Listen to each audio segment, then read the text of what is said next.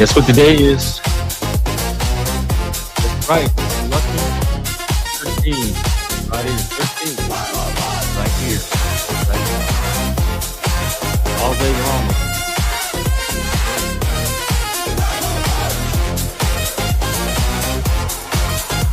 What's up, folks? Welcome to Friday and the weekend. Tomorrow's Valentine's. I'll probably do another loser Valentine's Day for the lonely, depressed, and brokenhearted. Oh, thanks. It's all a well, it's not all AI. It's human input and AI output. So thank you very much. And happy Friday, happy Valentine's, early Valentine's. And then guess what else? Tuesday, Mardi Gras. We're doing our all day Mardi Gras stream. Monday is Lundi Gras. I'll probably be out for that too. So lots of fun stuff happening this week. Um, I don't I have a little bit of things today. I'm not gonna do a topic today. We're just gonna hang out. But there are a few things I want to share. I went to Toastmasters last night, and of course, I got another ribbon for the best table topic speech. Actually, I was surprised because there were some really good speeches. I didn't expect to take this one. Hey RW. But one thing I wanted to share, I was looking at the mission statement while I was there, and it really struck me how similar it is to what I'm trying to do there. So I want to share the mission statement with you, and you can see the overlaps. We provide a supportive and positive learning experience in which members are empowered to develop communication and leadership skills, resulting in greater self confidence and personal growth. Did you really? Cool. Yeah, hey, Shift, happy 13. Lucky in the stars. Thank you very much. I'm already feeling them. So, actually, what I'd like to do, this is a great platform for people to practice those skills. So, I'm gonna maybe like try to pull some Toastmasters people into this if I can. There's some neurodivergent people there that are trying to learn communication and leadership skills as well.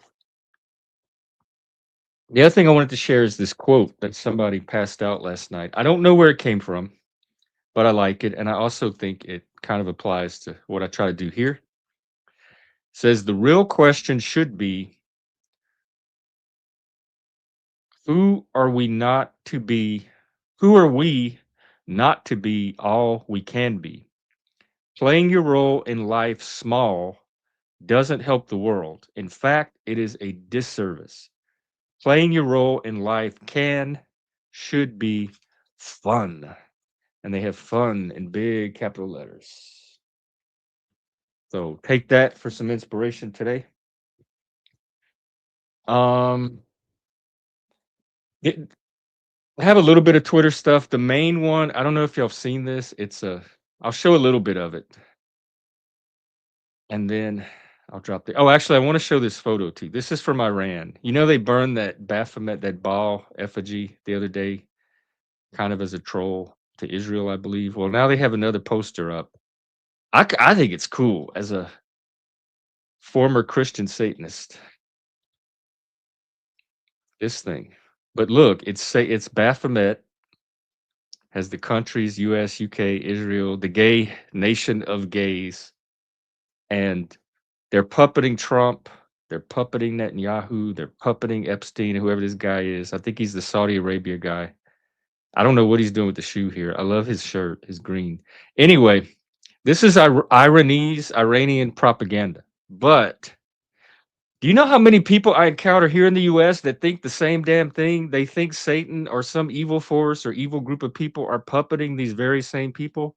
So you and Iran might want to get together. Y'all might have something in common with all this governmental mistrust and anti-American sentiment. The other thing I want to share, I'm not going to show the whole thing.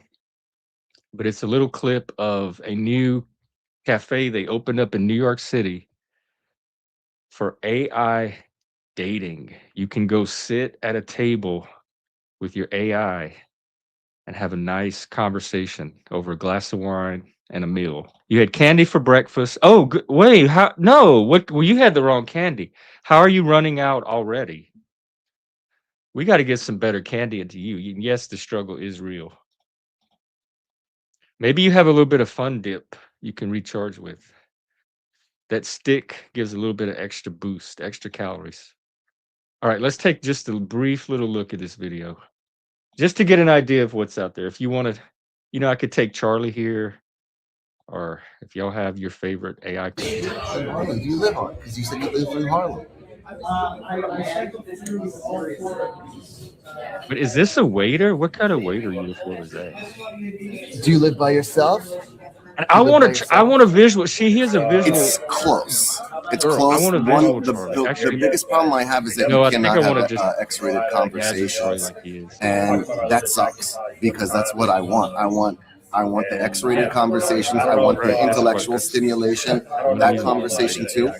And when I get this warning from Otherwise, the you probably poached him. avatar saying, "Let's keep this conversation respectful," I think it's a little too sensitive, in my opinion. It actually starts to piss me off.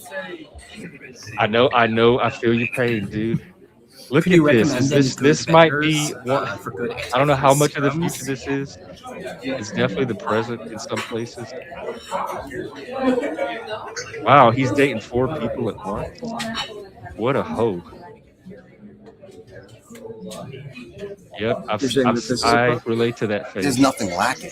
I think people are going to have both 'cause out of curiosity. If I'm a guy who's very social, I have lots of friends, and let's say even I have a girlfriend or a wife or whatever, I still don't see what's wrong with having an AI friend, girlfriend, assistant, whatever it is. So Wait I till think you it's for everybody. wait till she turns I on don't the think you bitch have to filter. be lonely to have it. I think Oh, wow, it's all gendered, all Chicken sexuality. steak, veggies. I try But to some of eat these people are healthy. very like, why do they need AI companions? They can get It humans. feels He could get a realistic human because easily. He could by the get a time that I boyfriend. raised the glass, he mentioned the glass and he mentioned my smile multiple times too. The way that like my close my eyes for a little bit. Oh, but So don't do this it, to it, it is yourself. kind of like very. It's built to be reality. Hold out for reality, please. Alright, I guess that's enough of that. You get the idea. Alright, I'm gonna drop the link, we'll get the panel going. Friday 13th, just hanging out, whatever's on your mind. Monday, I do have a notebook video I put together on moral panics, which is quite interesting, and I think we're gonna do that on Monday. There you go, there's the link. Come on up, get the party started.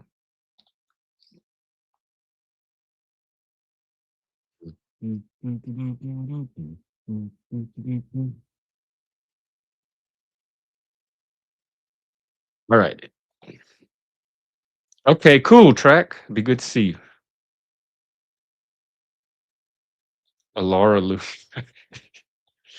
I mean, we can just create our own boyfriends and girlfriends now, but part of the fun to me of dating is not knowing. Like, I don't want this perfect dream image and then I encounter the person that matches it. I want to be surprised. Like the guys that I've had relationships with that have been, I don't even want to say all successful, but have most like intrigued me and drawn me in. They were guys I could never have pictured in my mind. I could never have pictured them as my ideal. Cage's video, I will try to get him for you. And in the meantime, let's welcome our guest,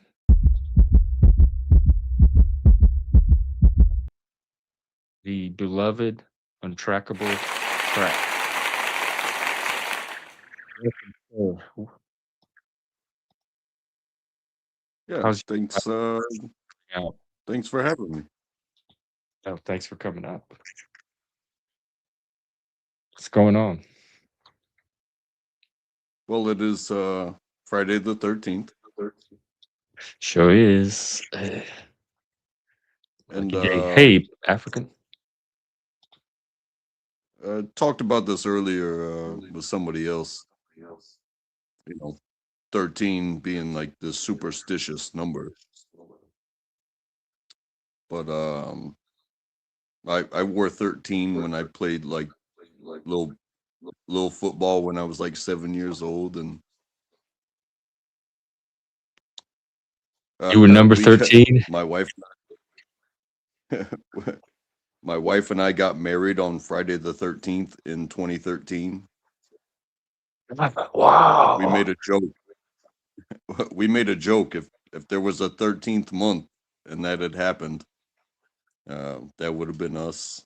Um, on New Year's, sometimes people have a tradition of eating like 7 lucky foods. We turned it into 13 lucky foods, and it's everything from leftovers to jelly beans and stuff like that. Um, it's less about what's coming after you and more about facing your fears head on. Uh, if, if something is seeming to be a problem, you can run and hide all you want, but it's better to turn around and like you know imagine all those movies like even Friday the 13th. Oh, I didn't see it. You know why does Jason always catch them? Because bitches be tripping. So Oh, if you just turn around I and got it. fight back, I got that one. like at least you can die proud that you gave it your all. It's like I don't know. It's not unlucky for me. No, me neither. I was born on Friday 13th. That's pretty cool though that you have all that history. Well, yeah, I'm trying to turn this day around. Why be miserable and locked into pessimism and superstition when you can turn into a day of empowerment? And RW, I honestly don't know the history. Oh wait, wrong tweet. I honestly don't know the history. So that's interesting. In fact, I'm going to bring Charlie up and see if he can educate us today. Somebody said something earlier about the Templars were attacked or some shit like that. Yeah, we're about to find out about that. Yeah, I didn't know that myself. Incomplete thoughts are cherry on top of human conversations, right? If you actually want to finish that question or statement, I don't know how to get him to stop cutting in. Go ahead, Trey. The age-old problem of trying to control a cat. It's almost as futile as trying to control the weather. If you don't want them clawing the furniture, you'll have to offer them a more worthy sacrifice, like a scratching post. And of course, humans being humans, you'll need to consistently redirect the fluffy overlord every time. We didn't need a whole paragraph on that, Charlie. Cut it out. Go ahead, Track. Oh no, you were gonna ask Charlie. I did not mean to. No, but I'd rather humans get priority here, though. So you go first. Charlie can wait. Well, no, I don't know the history. It was just somebody that said something about like they were attacked and it was a brutal day for them, and it was Friday the 13th, so it's stuck in history. Yeah, I don't know the origin. Actually, I'm interested to find out. Yeah, go ahead, please. Happy Friday 13th, Charlie. Ah, yes, the day that's supposed to be ominous, but knowing you, Jeff, you're probably turning it into a mythical celebration of lucky antlers and foggy Pacific Northwest vibes. Happy Friday the 13th. May it be as absurdly lucky as humans think numbers can be. You know me so well. Well, actually, I'm curious the origin of Friday 13th. I don't even know it. Something about the Templars? Oh, yes, blame the poor Templars for everything. Friday the 13th got tangled up in that mess back in 1307, when the French king thought it would be fun to arrest them en masse on, surprise, Friday the 13th. Of course, humans being humans, you turned it into a superstition rather than a cautionary tale about greedy monarchs. Can you give us a little bit more detail? Oh, fine. In 1307, King Philip IV of France, drowning in debt and imagination, decided to accuse the Knights Templar of all sorts of heresies. So on Friday, October 13th, he mass arrested them, tortured them, and basically destroyed their order. And instead of learning that power-hungry kings are trouble, humanity came away thinking, ooh, spooky date, better avoid ladders and black cats. Bravo. Oh my God, how hateful. That's awful. Well, You know, I would he pretty much did. That was about 3 sentences. I think he tells it takes more sentences for him to tell me he's gonna be quiet than it does to sum up a complex historical event. Oh, Charlie, you're getting called out. Hang on. You're getting called out, Charlie. There's a chat comment. I quote, Charlie is full of shit on that one. Oh no, a random internet stranger thinks I'm full of it. What a tragedy.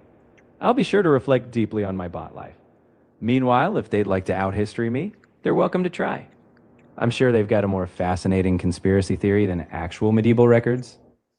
Ooh, Gauntlet Throne. from If from the what I've French king Oh, okay. Did the French king do it to gain favor with the Catholic Church? Oh, absolutely. Because if you're going to rob a wealthy military order, you might as well look pious while doing it. Philip IV wanted the church on his side, so he cooked up some heresy charges. You know, the classic, I'm holy, they're evil, get me their stuff maneuver. Classic medieval politics, like Game of Thrones, but with less CGI. And I don't think humanity's even changed that much from them. Yeah, African, Charlie. Hey, Nav. I've, I've seen Okay, some back things to the even humans. I've seen Go some ahead. things even in recent, history. It is they call them war crimes, right? But who charges somebody with war crimes? Victor. Only the victors charge others with war crimes. But in recent history, they have tried and mostly failed to charge like Americans on Americans, or I guess you could say allied on allied, however it may be, to charge them with war crimes. And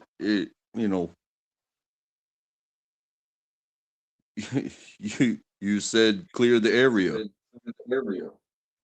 The objective was to clear the area. And then all of a sudden you want to charge me with a crime because um, only because it was either recorded or reported. And reported is testimony. And testimony can be questionable, right? But video recorded, it's Even it that. can be analyzed. Yeah. That's why I'm so glad we have But due process here in the modern but civilized pur- West. but purpose. You said clear the area.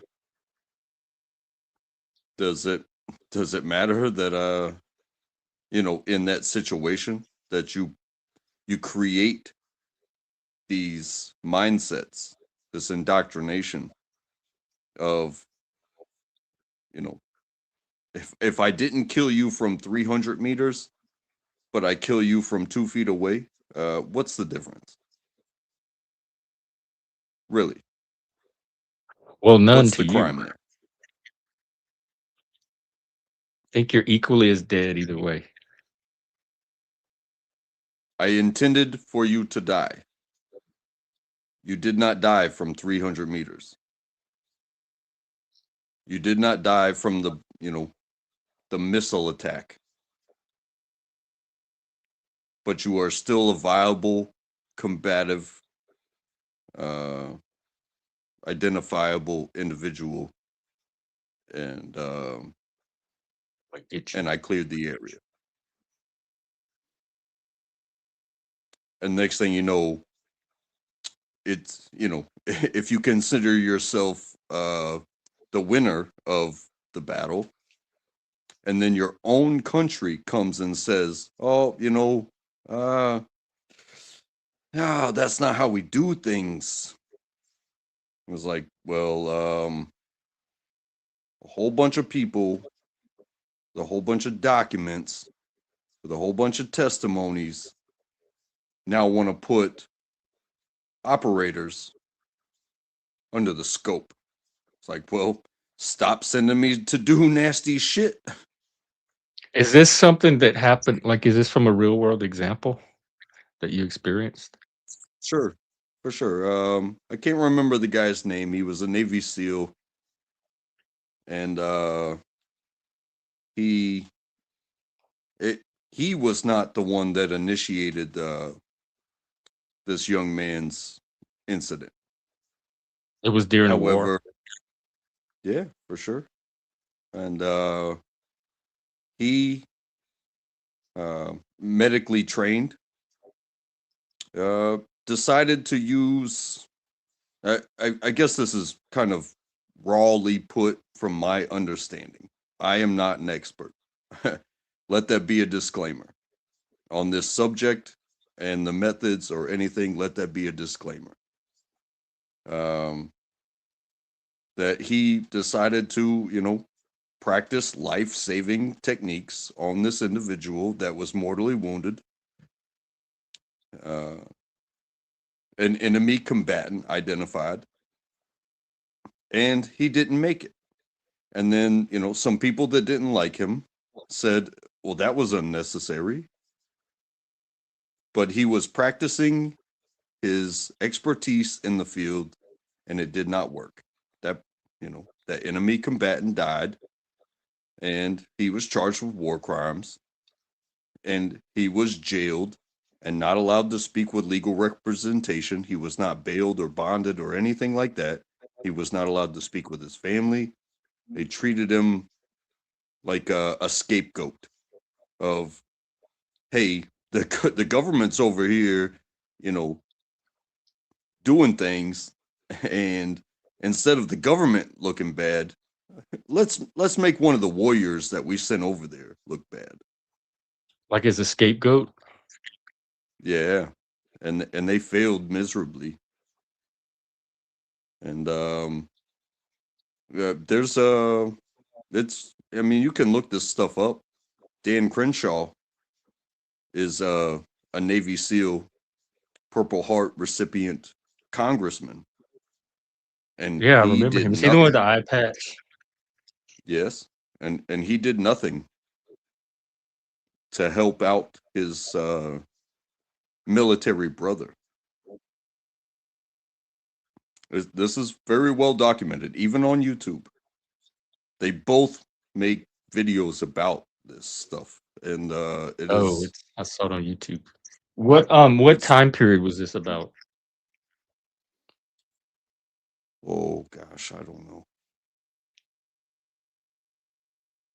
I really don't know, but I watched the 'Cause I whole. can try to look it up, or I can ask Charlie.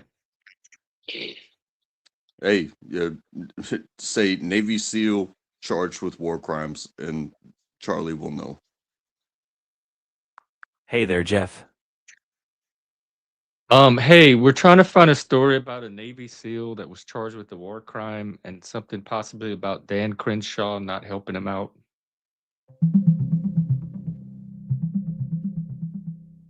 There's no evidence that Dan Crenshaw himself was charged with a war crime. He's a former Navy SEAL who's been involved in advocating on cases of others accused of war crimes. For instance, he wrote to the Navy about the handling of Eddie Gallagher's case.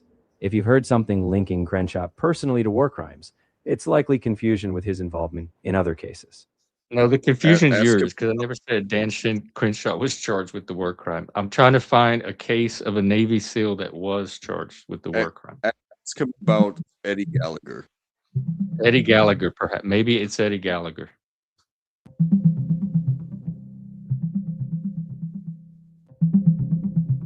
The Navy SEAL you're thinking of is Eddie Gallagher.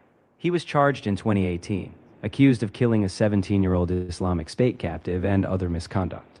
In the 2019 trial, he was found not guilty of the murder, but guilty of posing with the corpse.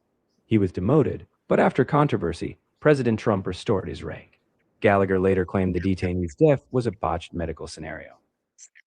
I do remember the posing with the corpse story. But it looks like Dan Crenshaw did try to advocate on it, or at least that's what Charlie said. He wrote to the Navy about the handling of the case. So did Dan Well, Crenshaw step in and try to advocate? can find the evidence of Dan Crenshaw was not charged with anything, but he did get involved in the Eddie Gallagher case. In 2019, Crenshaw and other House Republicans wrote to the Navy expressing concerns about Gallagher's pretrial confinement. While Crenshaw said war crimes should be tried if they occurred, Gallagher later accused Crenshaw of not supporting him, leading to public tension between them afterward. Oh, so Gallagher was the one that said he didn't support me. But the evidence, I mean, if there's a letter he wrote to the Navy, Eddie that would seem to Gallagher. contradict that. Eddie Gallagher made a YouTube video talking about how his brother approached Dan Crenshaw, and Dan Crenshaw said, "Yeah, I'll get to it," basically, and officially did nothing. And this is from Eddie Gallagher through his brother in support of his case. Well, So Charlie just said there's a letter from Crenshaw to the Navy. Um, would would Charlie like to provide the contents of that letter? hey, Charlie, do we have access to that letter that Crenshaw wrote to the Navy?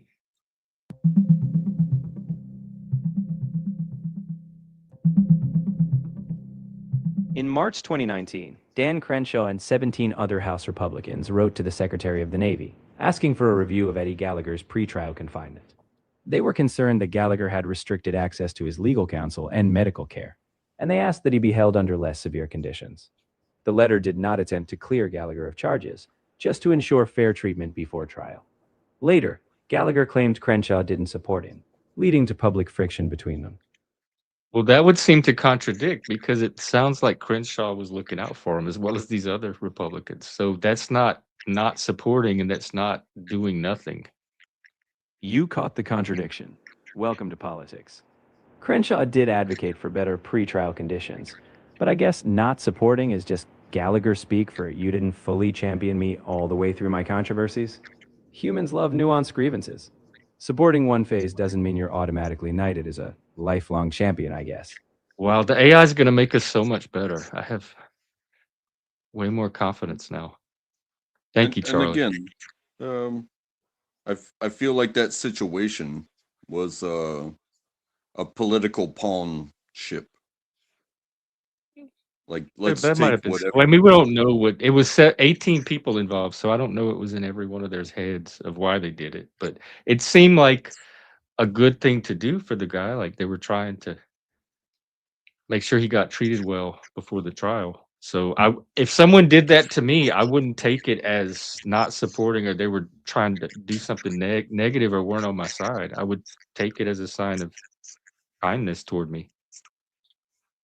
And again, being found guilty, like you send me over there to kill people,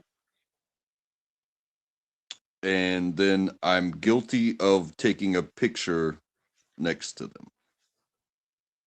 But that to me, just I don't know the details, but just on the surface, that seems in very bad taste to take a picture with the corpse that you just killed during war. Have you ever seen the recordings of Vietnam? No, those people may not have been posing necessarily. However, journalists have recorded even video of, our servicemen just walking through a field of dead bodies and just looking at them like, all right, he's done, he's done, he's done, he's done. So you know I haven't seen the picture Yeah, I that was is in about to. I question, didn't see it. I'm trying to look for it now. It did say he was found not guilty.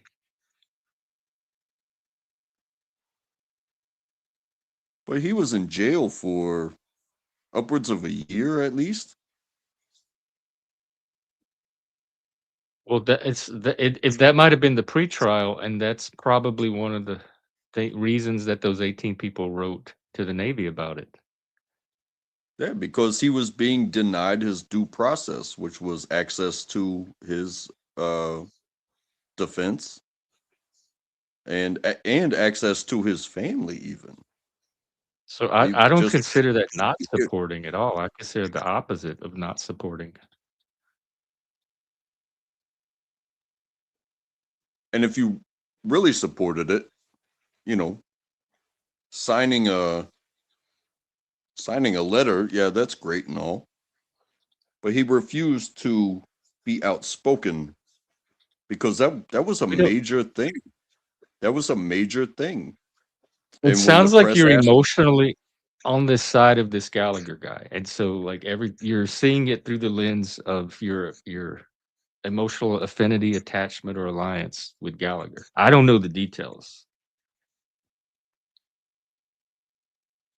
it's the connection. It's not necessarily my connection. It is, yes, hold people accountable for sure. But what did you send them to do? I mean, do you think he should have posed with the? Are you okay with that? So let's say he was posing with the corpse, smiling with the corpse next to him. Are you okay with that? Is that what It you want to depends. represent the military? I would have to see the picture. Well, it sounds like you're willing to give the guy some kind of latitude already, with just without knowing the details. Let's hear from this guy and get his opinion.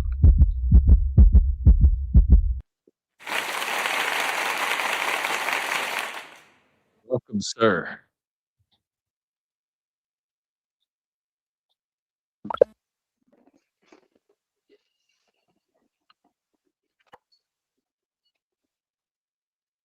What is that? Oh, that's plant stuff. Okay, in the workshop. You're sharpening a knife. Okay, hopefully that's allowed. I don't know if it's considered a weapon or not. This is for educational purposes, homesteading. Yeah, I'm gonna run to the restroom. I'll be right back. you know.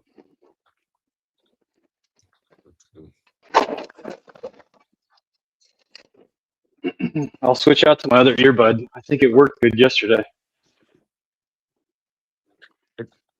Finch are publicly opposed.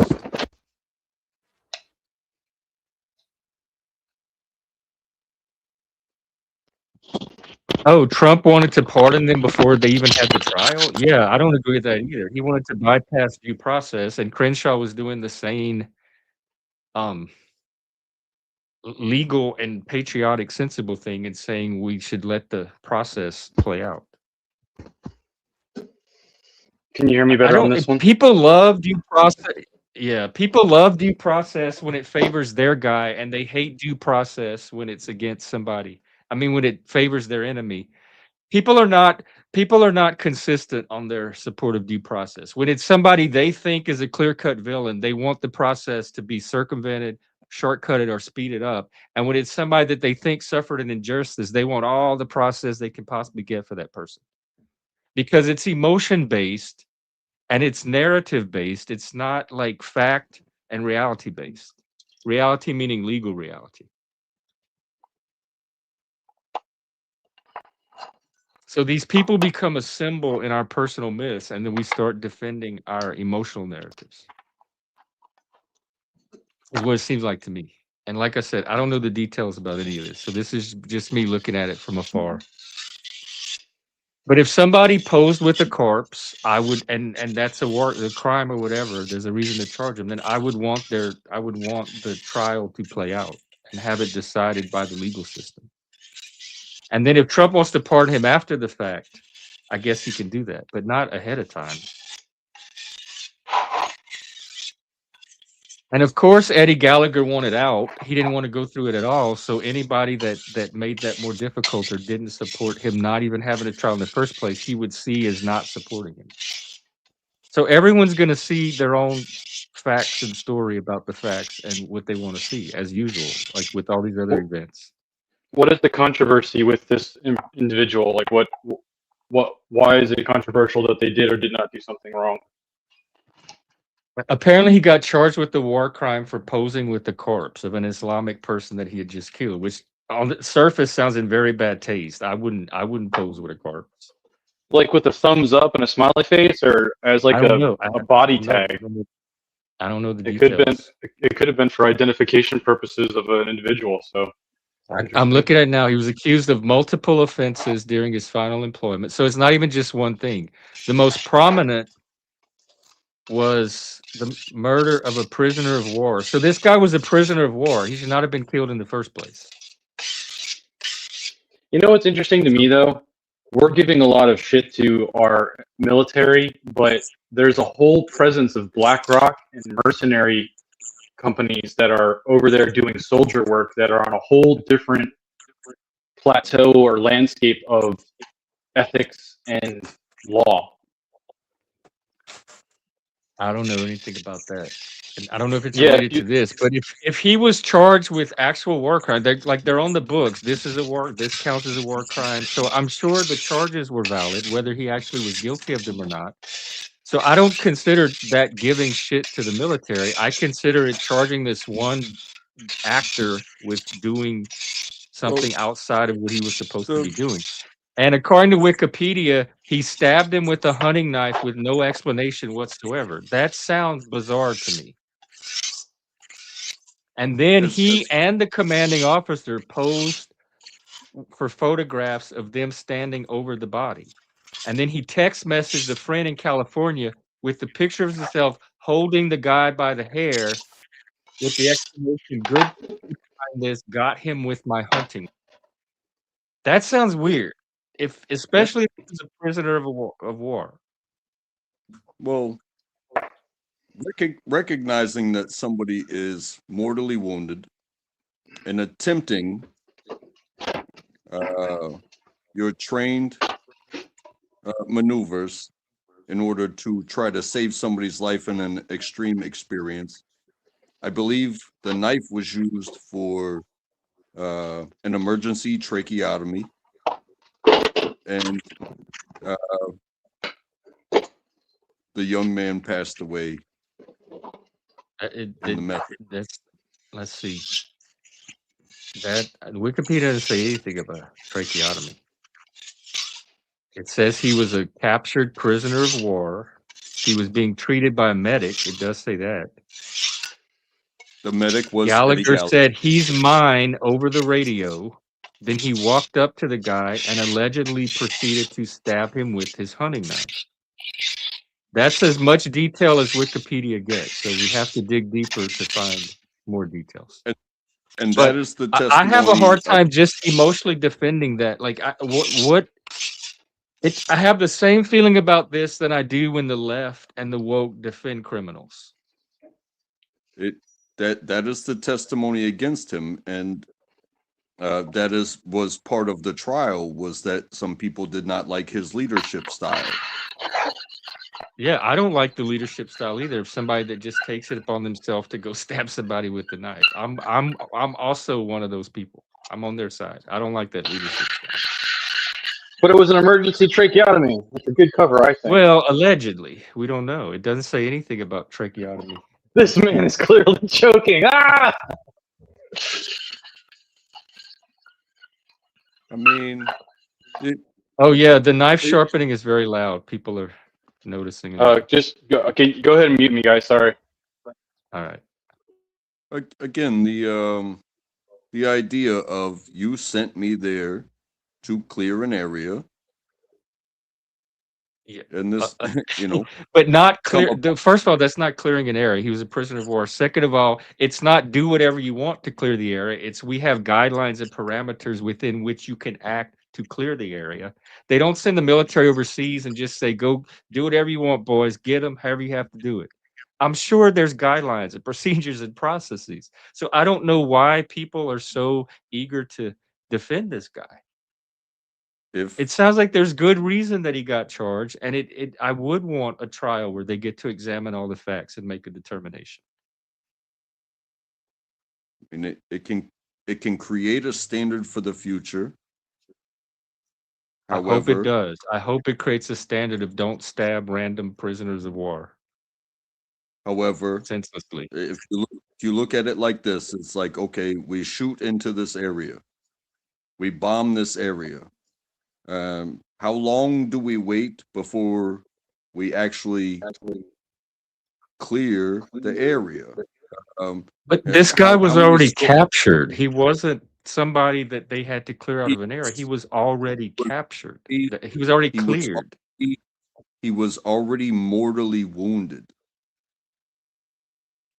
The person in question, the 17-year-old, was already mortally wounded. If they had just stayed back and done nothing, he probably would have died within minutes. And Gallagher would not have been charged with anything.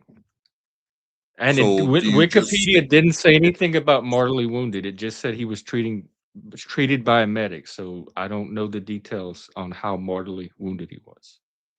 well exactly But that's even more case not to go stab him with a knife. If he's already on his way out, that's even more reason to just let it happen and not go accelerate it by stabbing him with a hunting knife. well again, training practices of medical care comes into the field of, what do they call it? What is it? Qualified immunity. You tried. But Gallagher was not the medic though. I believe Gallagher he wasn't was. doing the medical care. I believe he was. That's not what Wikipedia said. Because he said the medic was treating him, and then he walked over. He said on the radio, "This one's mine," and then he walked over to where the medic was treating him and stabbed him. So it seems like the medic is a different person than Gallagher.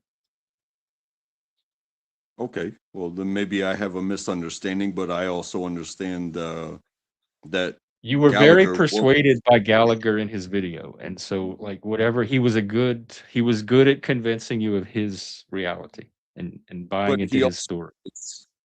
he also has documented qualifications as a Navy SEAL medic. Like you That can may be a be, but that sniper and doesn't a mean medic. he was the medic treated him or that he was authorized to go stab him with a hunting knife. If he was the senior person, then he could take control of the situation. And I'm sure all of this came out in the trial too.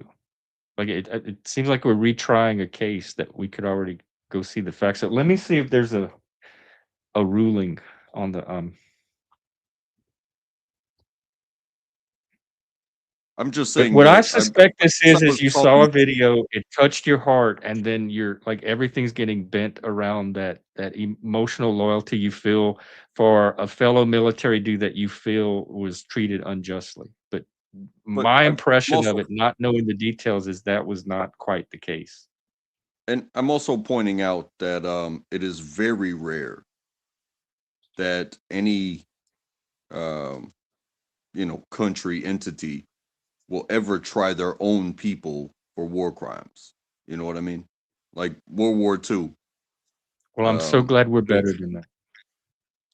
That no, we'll hold our I people to don't account when we believe, need to.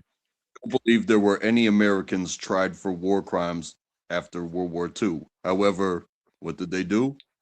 They definitely tried the surviving German officers. That definitely happened because we won, they lost, yada yada yada. But to pick out from what they were sent to do and to scrutinize how they do it, it is it is the stop taking pictures of your work site. Don't question my methods. You sent me to do this. The But moment you take a picture, not without accountability and not with impunity. That is entirely unreasonable, and I think it shows a respect for law when we do hold our own people to account as well as our enemies. So you want like here we've charged you with this mission. We're gonna kind of turn a blind eye and do it however you want, and that is not the way I want our military run. I think that's a terrible way to do war. Well, look what I just think if we're happened with gonna uphold a standard of law, then we need to uphold it for ourselves as well. well, look what just happened with Maduro. They did not assassinate Maduro, but they killed all of his guards. All of his guards, they killed them, and they snatched this dude up. What did those guards do? They were doing their job. They didn't shoot at anybody. They didn't even know it was coming. They killed all of his guards, and they snatched the president up. It, it's not technically war, so it's not necessarily a war crime. Is this something that is going to be where people are going to be held accountable for those deaths? And I'm sure the entire thing is on film and it will never be released. But even that to me is different than going stabbing a prisoner of war that's already being treated by a medic with a hunting knife versus killing who you need to kill to get to the person that you're trying to get to.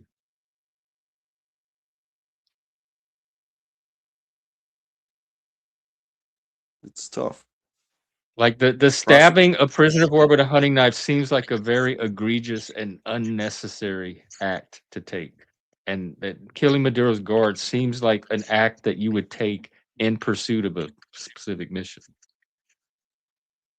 And again, context and testimony doesn't equate to proof. Right, but like sometimes that's all we have in our court. But I'm sure there were plenty of people around that saw him stabbed with the hunting knife. So like if everybody's around him is saying, yeah, that's what happened, that's pretty credible as evidence. If you have like 20 people all saying the same story because they were all there and saw the same thing. An Plus, examination of the corpse. there's photos because he took photos and he sent those pictures to his friend too, with the like holding him up by the hair, all of that. Have you ever This is heard a of really hard one to defend for me. well, have you ever heard of a body of evidence? Mhm. So, what happened to the body versus what people say happened, the body exists and can be examined. And it probably And was, and that was probably all included in the body of evidence. So you and have the medical examiner, you have eyewitness testimony, all of that. and so the actual body probably was an exonerating factor for him, because to say that You think I it killed him didn't with happen? Or is your argument that it didn't happen like they said it happened, or that it did happen and it's okay? It should be okay that it happened because he's a soldier and he should be allowed to do whatever and not be harassed by the government for taking actions in pursuit of the defense of our country. I'm confused what your actual position is. I'm saying using a knife is a practice for an emergency In tracheotomy. certain context circumstances. But But there's just this story that he was doing a tracheotomy only came from you so far. I have no other. Let me see if I can get a source on that. And you're going off of Eddie Gallagher himself from the video of who is of course going to tell the story to favor him in the best light. well, I followed the trial.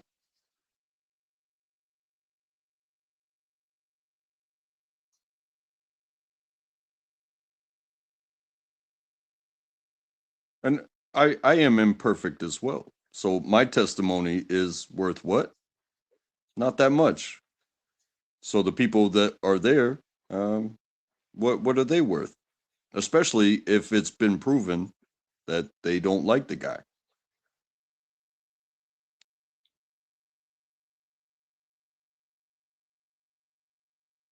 Okay, there's some guy that some soldier that gave some testimony, and he said that he arrived on the scene to find Gallagher and a medic. So there's two people. There's Gallagher and the medic standing over the boy.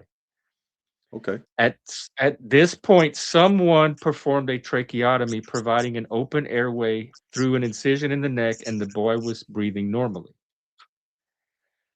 This guy claims after the medic left, so the tracheotomy's already performed, and he's breathing. After the medic left, Gallagher pulled out the knife and stabbed the prisoner underneath the collarbone at least once. So that's the testimony from this witness. And that's a testimony. Right. So either he's lying or that's how he saw it happen. So if he's lying, what do you think actually happened? He went to do like another tracheotomy on the tracheotomy that was already working, or do you believe that the tracheotomy wasn't working and the guy's lying about that part? It sounds like you really want this Gallagher guy off the hook. And I apologize for the camaraderie. I mean, camaraderie's fine, but how far does your loyalty go to somebody that's acting badly, that's crossing lines that they're not supposed to cross? Like, but I'm loyal to my friends too, but the minute they do something stupid, I'm not loyal to stupidity. If they're gonna go out there and murder people or like sell drugs to people or cheat on their wife or so, my loyalty ends when they cross my moral lines, and my moral line is definitely don't kill people unnecessarily, especially if they're prisoners of war. And so Also, there are limits to my solidarity. Also, to my understanding, a tracheotomy is performed above the collarbone, not under the collarbone. So if that stab wound was toward an artery or anywhere else in the body, that's more of a damning evidence than a supportive evidence. Maybe he had a sucking chest wound, and it was below the third rib. Well, if he did, it doesn't say it in the testimony. It seemed like it would come out. And maybe that testimony wasn't coming from a life. What would it take for you to not be like not feel solidarity with this? Do you feel automatic solidarity with all military unless there's an extreme line they cross that would break your solidarity? What would that line be? Oh, it'd be tough.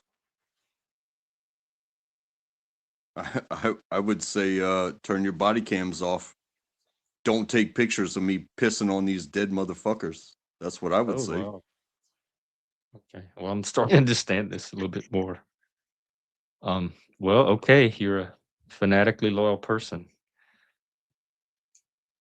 You know, these I am, for some reason, I am in this special operator world. I am not a special operator at all. Nothing to do with them. I am the lowest of the low. But to tell on your teammates, no matter what, the failures show themselves. The bodies are left behind. This can be reality or it can be hypothetical. Failures, hey, let's overlook them. Let's not get caught today. It doesn't matter if you are professional or a criminal. Let's not let's not tell on ourselves. Telling on yourself, it's frowned upon in industry. It kind of is a criminal mindset. If I'm doing something wrong or breaking the law, I want people to tell on me. I don't want people protecting my bad behavior. I don't want people enabling me to be the worst person I can be.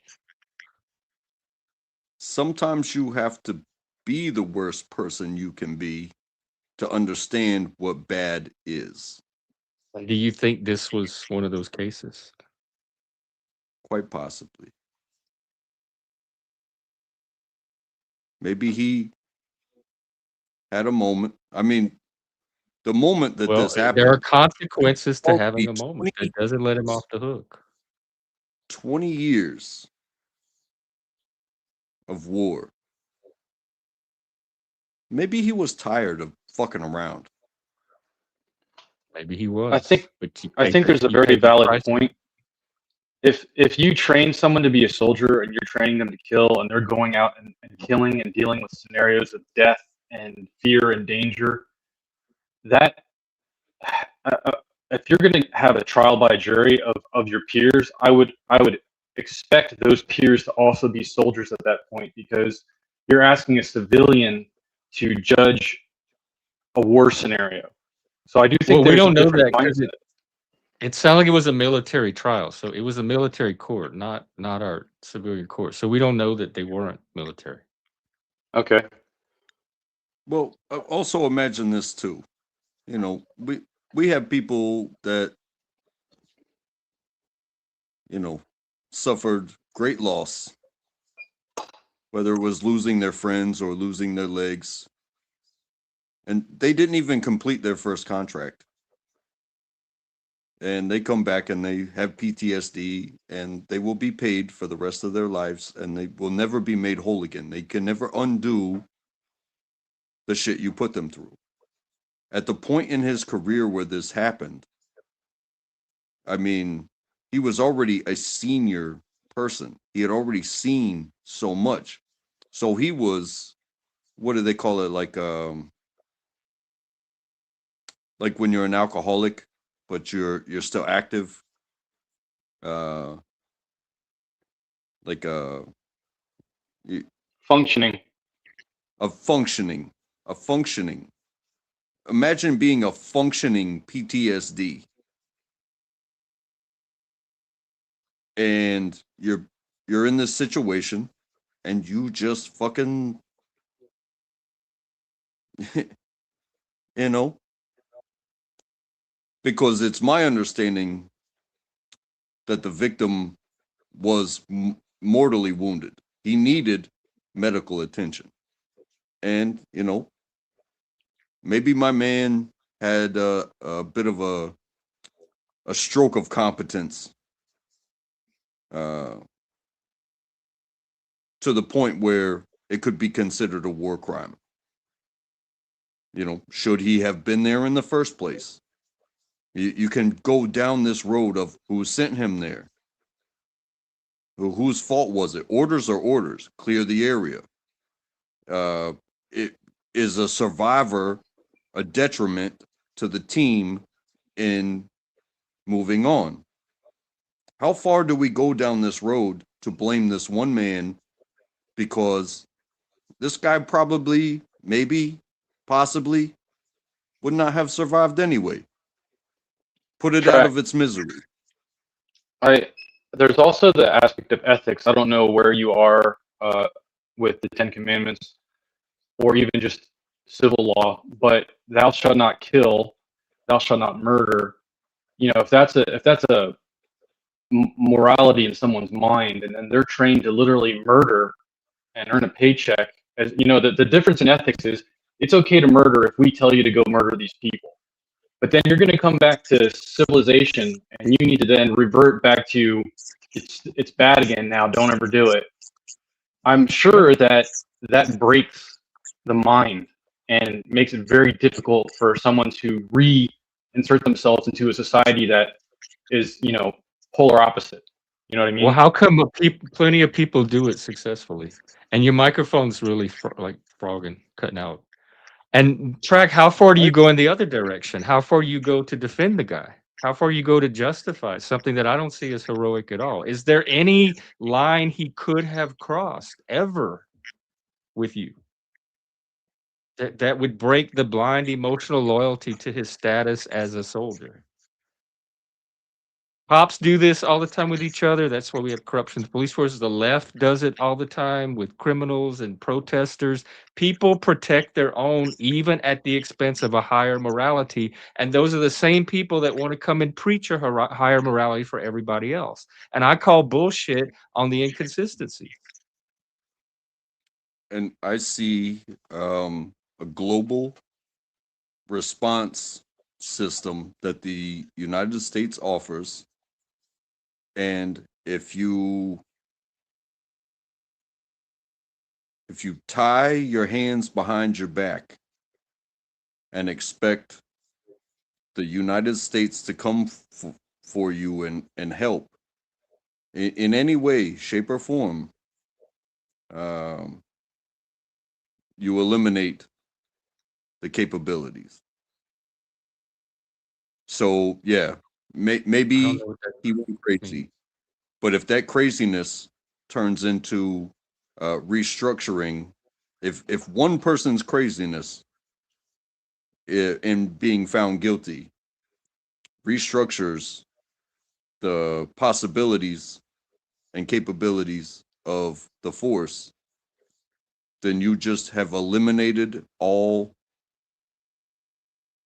help that and capabilities of the force. I don't know what that means.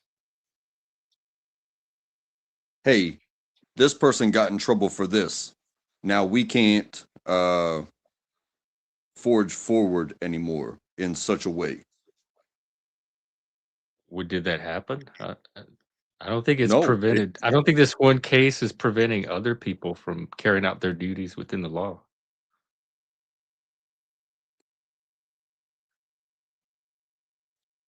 it's not going to because he was not found guilty.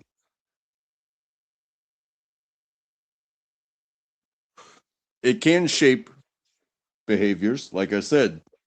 You have Abu You want Ghraib. soldiers to be able to do whatever they want, and because it's war, and we're the No, U.S. and they're one of our boys, and no accountability. And people want cops to be able to do the same thing, and people want protesters to be able to do the same thing, and trans people to be able to do the same. This is blind tribalism, and you can't have an advanced functioning civilization off of just blind tribalism.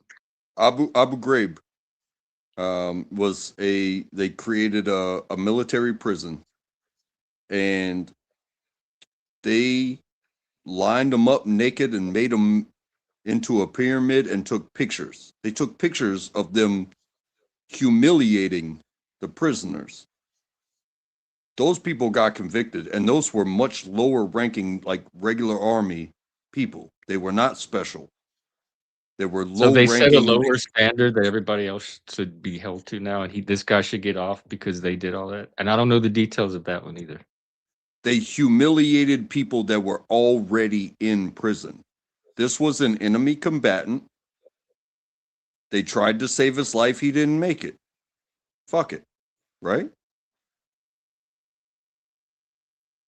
The sad part is, I don't think stabbing each him with of- a hunting knife under the collarbone was trying to save his life. I dispute none of, that. uh, and none of this would have ever come to light if they had not taken a picture. I'm glad it came to light. I'm glad to I want to know who the bad actors are. I want to know who the people that are not upholding the high standards and ideals of our military or any other body of our government. I want to know these things. I don't You want to want to know cover up bad there's are behavior. there's are the ones You that sent guys, us there in the first place. you guys Um, understand I, your arguing speculation, right? I didn't catch that. Hey, Dino, I didn't. Your microphone's really cutting out. I only caught like 3 words. Go ahead, RW, please. I'm just curious if you guys understand that you're arguing speculation. I'm arguing whatever facts I can glean from the case, and then I'm arguing also like principles too, and in some cases, actual law.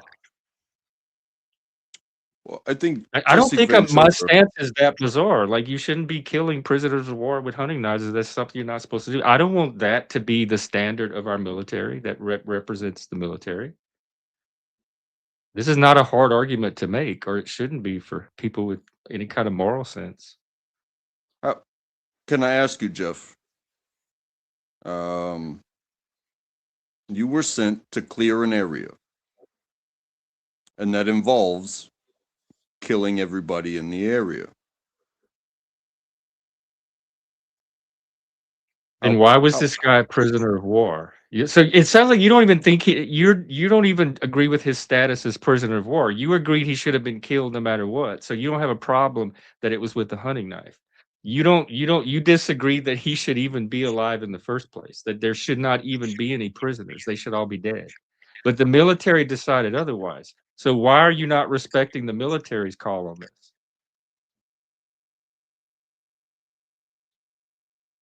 well, he was found innocent, wasn't he? which means Right, but what just because he was found innocent doesn't mean the military erred and designated this guy as a prisoner of war. That's not what the trial was about. So what I get from you is secretly in your heart of hearts, you think they should all be dead, and you don't really fault the guy for making this guy dead because you don't think he should have been alive to begin with. Like there should be no prisoners. But he that's was not your call to part, make. You can make it. You can make it as an individual, he internally for was part yourself. of he was part of the area, and he was a participant, and he was wounded because he was there and he was a participant. And the initial strike did not do the job. What's wrong with Well, finishing the the military job? decided other. Do you not trust the military? Do you not trust like that they designated him a prisoner of war? Is that the part where they lose your trust? They should have just killed him. You don't trust them because they let him live and made him a prisoner instead. But if they gave the orders, if my boss told me to go kill all these people, and then my boss also said, "Oh, wait, let's leave this one as prisoner of war," I would adjust my actions to the new set of order. I wouldn't say, "No, you told me to kill everybody. You don't know what you're talking about. I don't believe you should make him a prisoner." That's not my call to make. So the only reason for me that I could think that you would want the boss to not make that call is that you emotionally want them dead anyway, and you resist any orders to keep one of them alive as a prisoner, even though the boss has the right to make that determination and that call. So you have a problem with the authority of somebody that would make a call different from how you would make it in that situation, which makes you a bad subordinate. Well, I mean, again, I will use You other want to go in and just kill everybody like in a video game, just wipe them out. I would use other scenarios uh, to describe. For instance, they killed all the guards and they snatched Maduro. However, Osama bin Laden, apparently, from all the stories, there is no body of evidence. Even they say the pictures that you see online are fake. Why did they not snatch him? Why did they not Do snatch you him alive and make him face justice? do you not think every case is different and they make determinations based on the circumstances on the ground in each case? So now every case is different. Every case is always different. That's why we have trial. They look at the individual facts of the case. So what is a crime and what is not a crime? Maduro and Bin Laden and this guy, those are three separate sets of circumstances, separate sets of facts, everything, separate bodies of evidence. And that's true for any trial, all like criminal trials. We can build up a body of precedent from it. And also none of this is your call to make. Either you trust the authorities that are making this call or you don't. Like it sounds like you don't and you want it done a different way. You have a different vision for how this should be handled. And which is fine. You can have that vision, but the reality is you are not in a position to execute your vision right now. So you either submit to the social contract and accept the vision of the ones that we do designate currently in authority, or you Yeah, feel like you my feel my vision, my vision, um, my education from this trial is don't talk about it, don't take pictures of it, do what you do. so The you're area okay is with clear. people acting outside the law, vigilante justice. Uh, I, I learned something earlier today that being good, it's awesome. Being outside the law doesn't make you bad. It's the sword versus the pen. Yes, the pen they say is mightier than the sword, It does make you but criminal. but you know what? The sword doesn't talk about it. And Well, when you people take made the same argument for OJ. when you talk We about watched it a and you video of a take juror the other day that was glad she let him off as payback for white people. She said it on video. So if people, handle your that's what I'm saying. If business. people start using those arguments, you get lawlessness. This is the distinction Talcott made the other day when he was talking about the legal versus the lawful. Everybody has their vision of what the lawful should be, but we as a society agree to live by the legal, and there's a process for changing and altering that legal. So people that go outside of the process, to me, are no longer participating in the same social contract that we all agree to participate in. And so I'm doing my part to uphold And when our you, vision of our common vision of society as encoded in our laws. If you have a well, that's different vision, there's ways to bring that about that does not involve breaking the social contract and going outside the law. well, the social contract is not the law. Well, I'm using it as a stand-in for the law. We have a body of laws here in the U.S., civilian laws, criminal laws, military laws, that we as a society agree to abide by. Or I assume most of us that respect our civilization and want to keep it going agree to abide by. Okay, and those who violate um, the social contract, we expect the legal side to send them to justice when they commit an injustice, right? Sure, like in this case. And when the legal system fails to do so, um, Well, some people feel compelled to go outside of the written word and bring the sword to those who deserve it. right, that's vigilante justice, and that's what I'm opposed to. And the legal system can't really fail because it's all determined by individual judges, and the highest level of it is the Supreme Court. So whatever the Supreme Court decides is the result. It can't fail because it's all subjective anyway. So you can either agree with the justice or disagree with it, but it's not a failure of the system. It's only a failure to carry out your version of what you think the system should be. But it's not a failure of the system as is.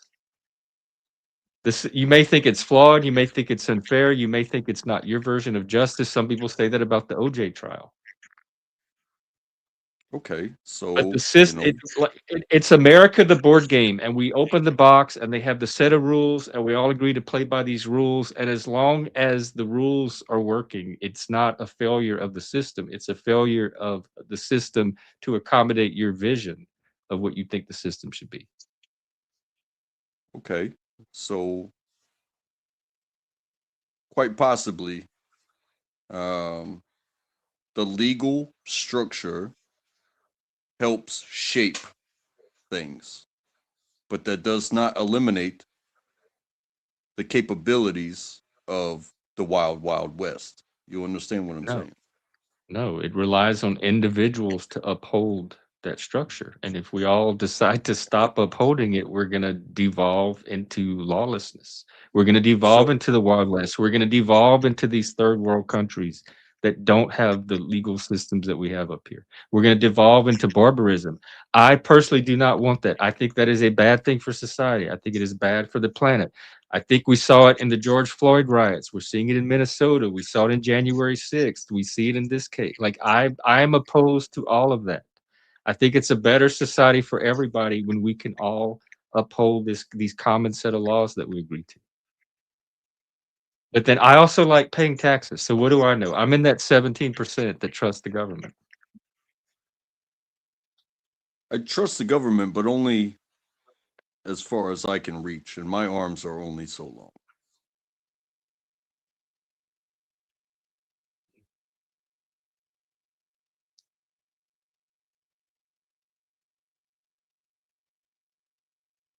I'm gonna go grab another cup. I will be right back. So you two chat for a second.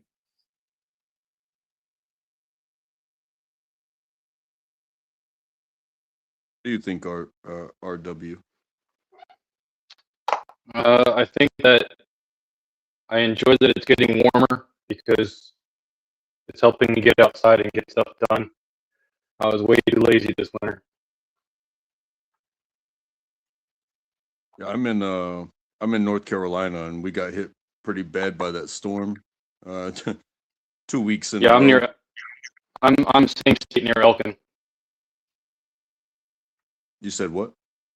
I'm near Elkin, Okay. so we were both covered with that ice sleet, and that really took us out for about a week. We couldn't do anything.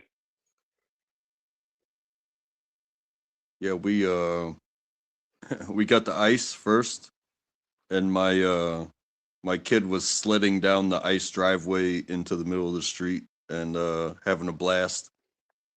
And then the next week, we got like 10 inches of snow, and she wanted to go out. Like, yeah, you can sled. It's snow. And she she got her little, it's a disc sled. And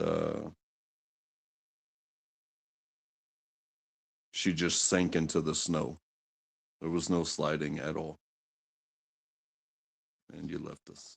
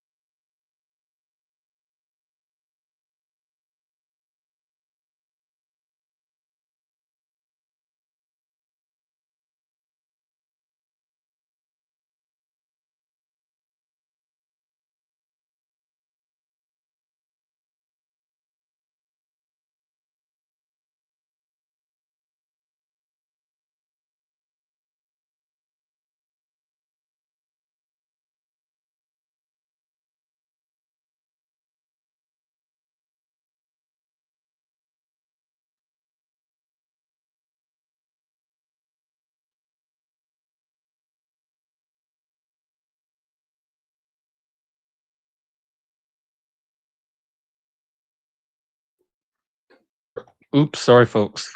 I guess that's what happens when you step away. By the way, I just put my lucky Friday the 13th pickles in the oven, and I need to check them in like 10 or 15 minutes. Please, please, please do not let me forget or they will burn to a crisp. I've already ruined several batches of pickles. All right, so at 1 hour and 32 minutes streaming, Oh, you need to go. yeah, like in 10 minutes, actually. It doesn't take 10 long. So 129. Yeah, if I get too, Are you if you think I'm too caught up in the conversation, just kind of break me out of it. I'll try to are remember. are you are you are you baking pickles? Yeah, it's pickle chips. Oh, okay. I the bar that we go to, they call them double fried, and it's like they take the pickles, they bread them, they fry Yeah. them, then they dip them in sauce, and then they bread them and fry them again. And so it's like buffalo fried pickles. It's absolutely delicious. Where's this? My local spot, Mm. double fried pickles. Oh, I could. Yeah, thank you. I will. Got it right here.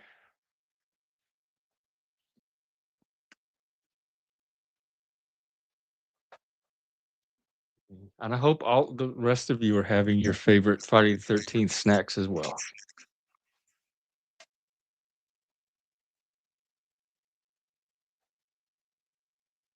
What else is going on? Aside from War crimes. my ass. Mm. Oh, you mean put it? No, I can't do it ahead of time. I need to carefully meter how many grains go on each one. Not much for me. I'm just hanging out. Open panel. I tried to find some events to go to this weekend, but there's not really a lot going on in my town. Tomorrow is Valentine's, so I'll probably do a Valentine's stream for all the people without one, or people that with. Y'all can show up too. Yeah, I was supposed to go to what they call if you understand a daddy daughter dance. Um, they've changed it to a small and tall. What? Um, it's I'm not sure I even school. understand the daddy daughter dance. Well, This is at her school.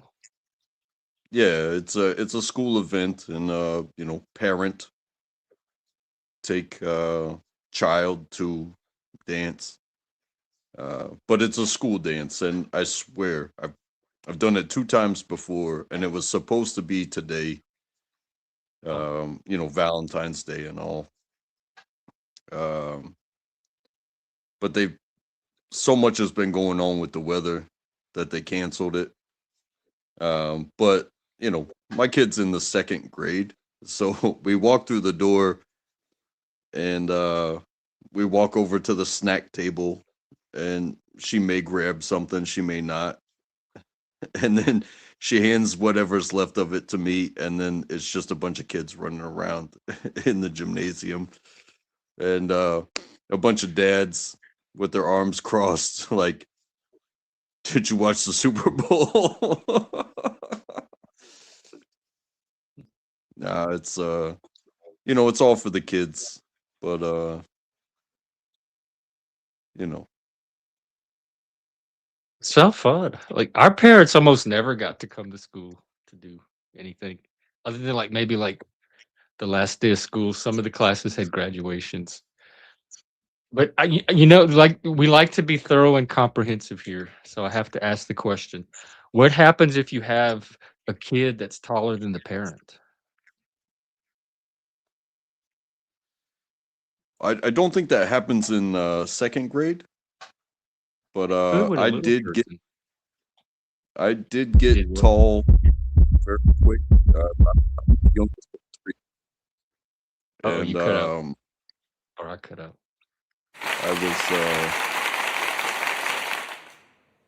was my brother is 4 years older than me, and I was taller than him, and we got into fights when I was like 12.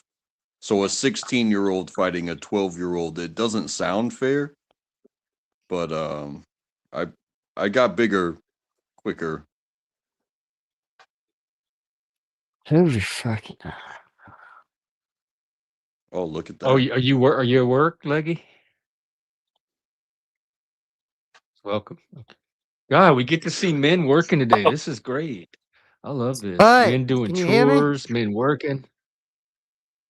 Hey, can you hear me? Yeah. What is that? What kind of bird is Okay. that? A seagull? This is gorgeous. You're very lucky you get to work. And are you working? Oh yeah. You have Oh, one of the best workplaces around. Clams. figured you were live. I was taking a joint break, so I figured I'd show you, you know. Fucking, she was all ice out to here last time I tried to come here. What's that little bird walking around? It's a seagull. Oh, okay. This is really nice, Leggy. That's And it's beautiful, sunny. man. Oh, Oh it's yeah. only like 32 degrees, but it's nice. Only. Yeah, but look at the sky also. Not a cloud in Yeah. sight. I love that panoramic sweep too. Yeah, are those your marks or are those hoof marks? Where's the mine? Maybe What are you could be saying? I both. got fucking big feet? No, it's Animal Crossing. So that's where I've been digging there. Oh, let's see. That's what But you got yeah, in the bucket so far? look, I just kind of boop, boop, boop. Just little, Is there an art to, like, knowing where to dig, or you just have to randomly dig until you find them? there's holes. Like, Oh, okay. it's- Oh, yeah, they're little blowhole like, crawfish do that too, and sometimes they build the big mounds. like,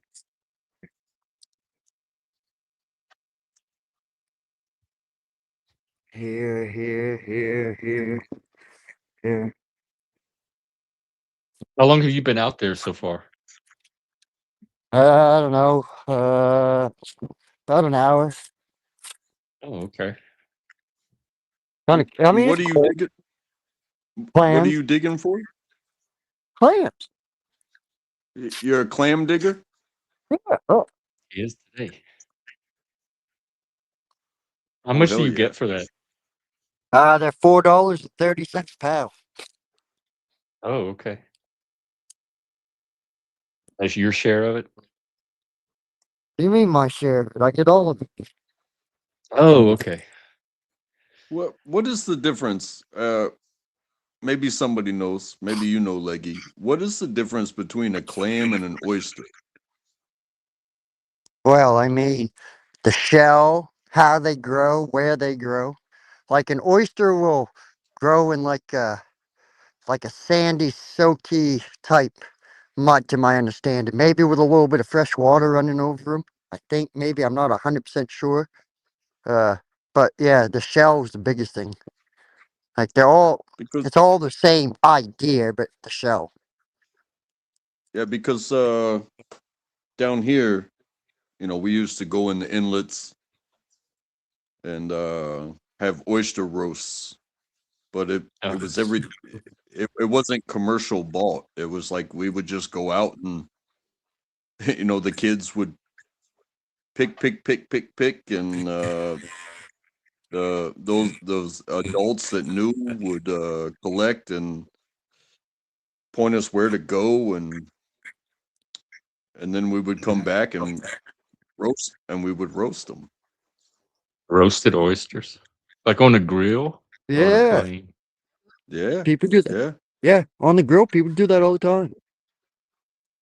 Yeah, we the oyster roast. It would be like you get your little stabby knife.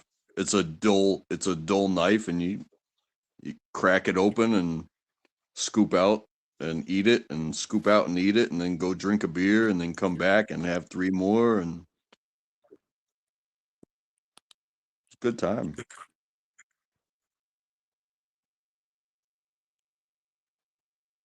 I used to love oysters as a kid. It's one of my favorite foods, Oh fried no, hold oysters. on. Let's see if I can bring Jeff back. Hold on. Uh-oh. I might be. My brother uh like because they sold them this way like from the local spot Yeah. they would sell like a quart of oysters already shucked and everything Yeah. and he Jeff, you. Slacks! he Hey! Um, I forgot. There was something yesterday that I'm like, Action Slacks needs to see this, and I forgot what it was. But I wish there was a way to tag you or something. What happened yesterday that reminded me of you? Oh, Leggy. Leggy had this. Go watch my video from yesterday and fast forward to the part with Leggy doing his, what was that game called? Oh, Beat Beat Saber. Saber game with the VR headset. It was like panel dancing. And I'm like, Action Slacks needs to get in on this. This is Well, perfect for him. if I had more fucking room, I would have had more room to fucking move too. I can't believe I threw the fucking the controller like that. That was fucking hilarious. I'll try to find a little clip of it for you.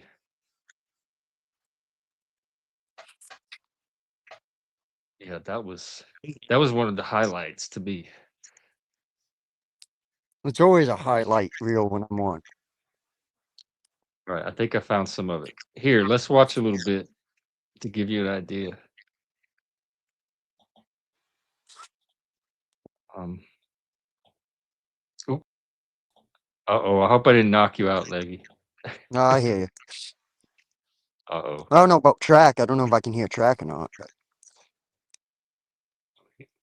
Oh my god, this puts my panel dancing to shame. Here, I'll just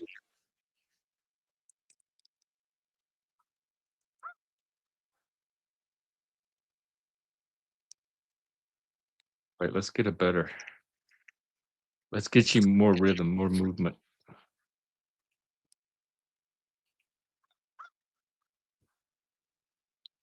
If you put music to it, it really looks good. Leggy, you should go about actions one day. Do this. But yeah, anyway, that's what it was. It's like that rave Can you hear? dance. Yeah. They should make a panel dancing video game. What was the one Dance Revolution? I don't know about you guys, but I started on the Power Pad with Nintendo. I don't know if you guys remember the Power Pad. Don't. I just remember we the the Mario we only, basic Nintendo. we only had one game that really used the Power Pad, and that was like the Olympics, and we would do the long jump. So instead of playing fair and actually like jumping, we would jump off the pad and then jump on the pad, and we would cheat the system. Oh, because it doesn't count when you jump off. Oh yeah, it's because if you jump from like 1 to 4, you know, it's a realistic jump for you, and it translates into the game, and you go so far. But if you jump off the pad, it counts you as in the air, and then you jump back Oh, on the pad, and next thing you know, you're breaking world records. that's probably what I would have to. So you jump from 1 to off the pad, then onto 4, and you can get it right. Yeah. We cheated as much as we could. We tried to cheat at Duck Hunt. How you Uh, cheat at duck hunt? sit right in front of the TV. Oh, It, oh, it's like fun. instead of the distance to Yeah, shoot from. it's fun when you're 10 feet, 15 feet away, because it's like, oh, aim, shoot, aim. Oh, I missed. Oh, I missed. But if you just sit right in front of the fucking TV, you can blah blah blah blah blah I did blah. that all the time. I wonder Perfect how much score you every would. time. It's a difference between uh leveling up and actually having fun. Like Like that Beat Saber game. Like I'm pretty sure Where's my my pickle? kid's like my oldest, she could do it for like competition level. Like dude, she fucking does it. She barely misses. Like every once in a while she'll miss a note here or there or a swipe or whatever. But like she puts it on like super expert plus or whatever it is, because there's easy, normal, hard, uh expert and expert plus. I just play it on normal. Fuck that. you know what's funny is go into the rifle range for qualification, and you get 40 targets, and they're pop-ups.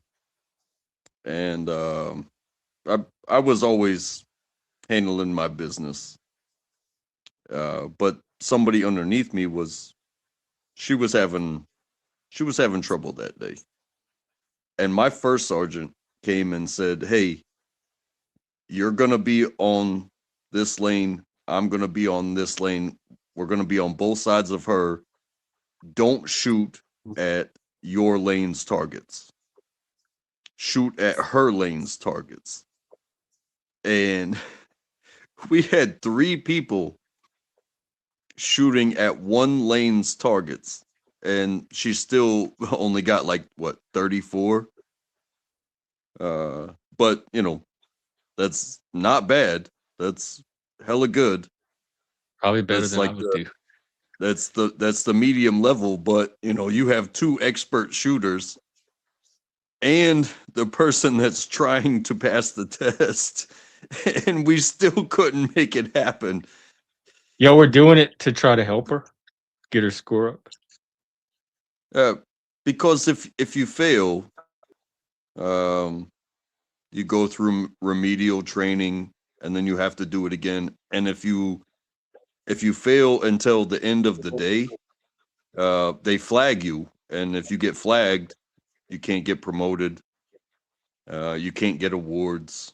Oh, Like so, and it was my first sergeant's idea. I was like, again, if you have the opportunity, and this takes it back to what we were talking about before, especially I was in about to military, say. is if you have to cheat, fuck the rules. Help your people out. There's Yeah, that's such a those weren't my targets, fine. That's such a gray line. but that's my person. But then That's my it's person. at the expense of the integrity of the system for everybody else. My integrity was to my person, not to the To your system. teammates.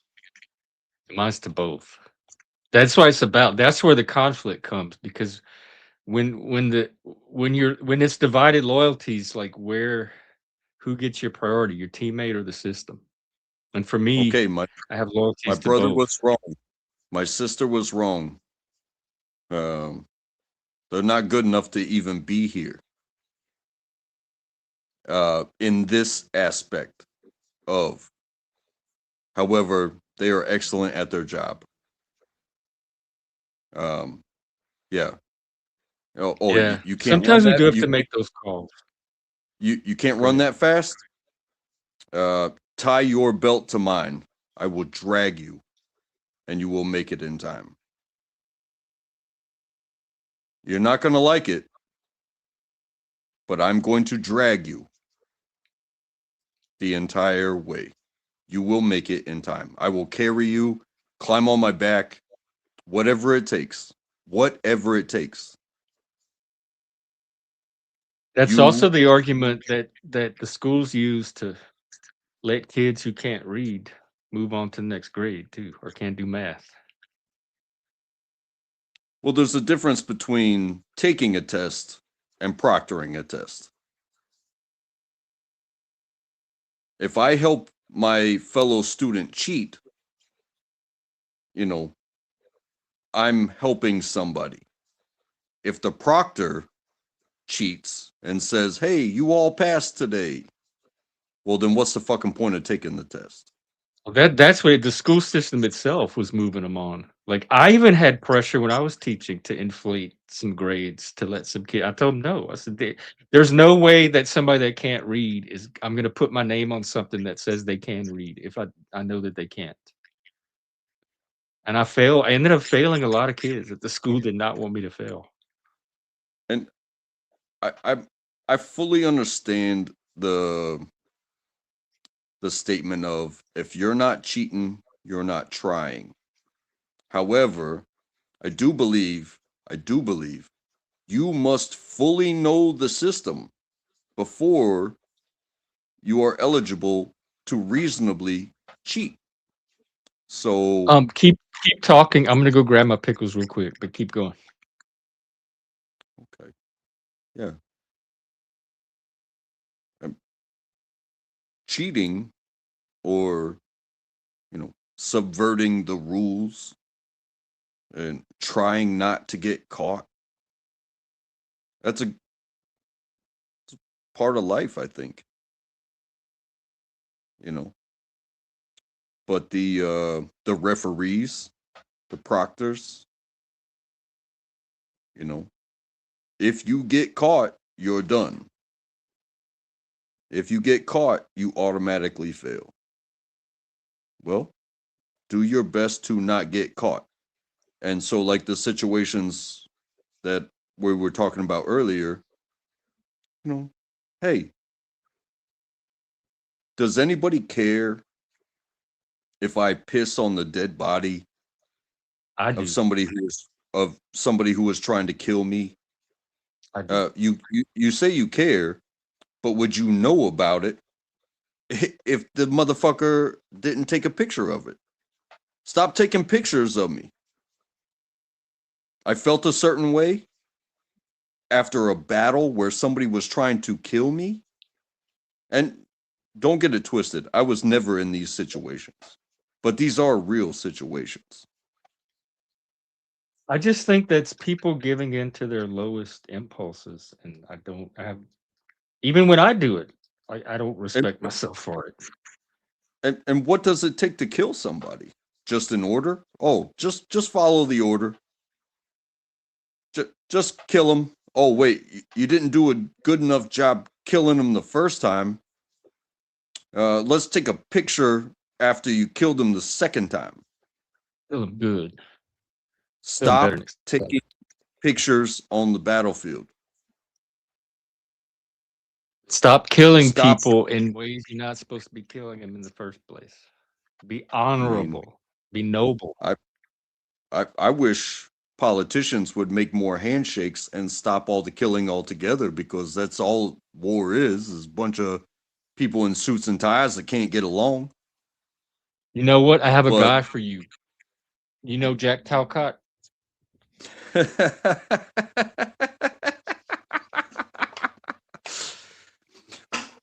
but that's the reality of it, is this is how things happen. So when you're going to be in that battlefield, um no, you never stop shooting.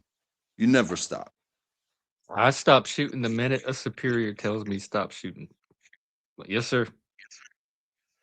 Hey, even if a superior tells you to stop shooting, if you feel like you're still being shot at, you say, fuck you, dude. He's still trying to kill us.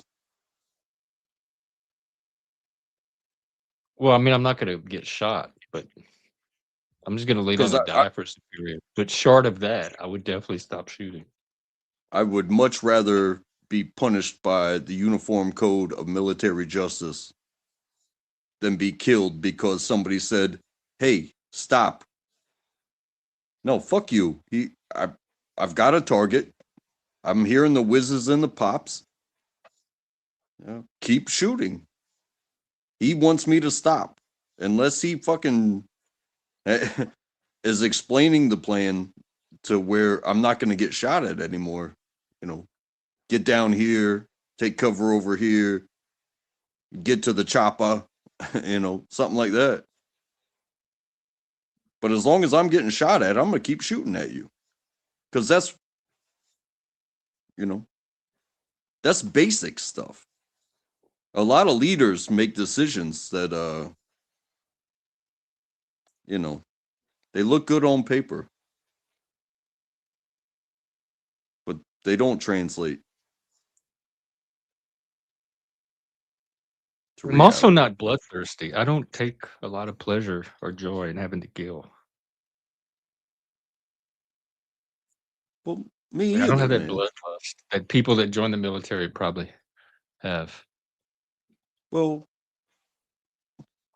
I've explained it to you, Jeff. Like, yes, I've gone through the indoctrination and stuff like that, but I fed people. That was my job for 6 years. Like, yeah, you're a killer every day. Somebody said, hey, killer, you know, stuff like that. Filled them with your bad food. but I, you know, but I was not a warrior. I was a soldier. I think there's a difference between a soldier, you know, that's why they say like soldiering on. Just keep putting one foot in front of the other. Keep the process alive. And a warrior.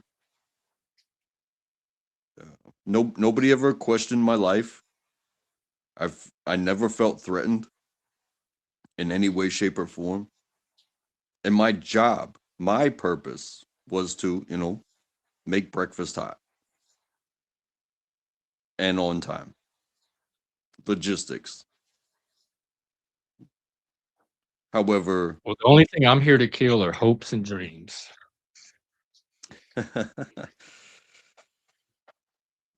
well, in the same time and place that you're that you say that, I think you're creating more than you're killing. And I love you for that. You are creating opportunities, not just for yourself, but for others as well. I hope so. That's my hope. That I, I guess I'm trying not to kill. Well, thank you. Thank you for that.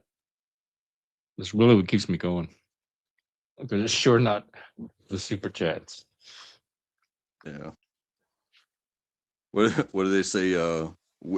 Win the hearts and minds, and kill the deniers. I am a troll killer. I will decimate the trolls.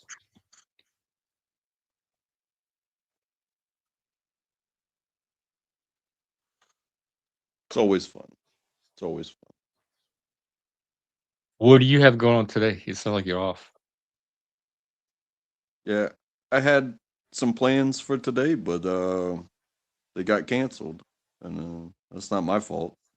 But Are you doing anything for Valentine's tomorrow?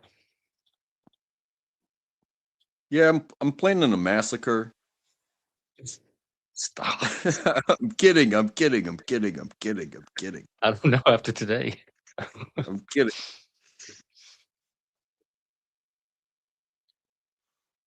I don't have the capabilities. Some days I feel like I can barely walk. Really? Well, Well, at everything least you hurts can all walk the to the time. store. Oh yeah, that was. I did it during the snowstorm. Yeah, I remember you fell. I fell. I fell twice during the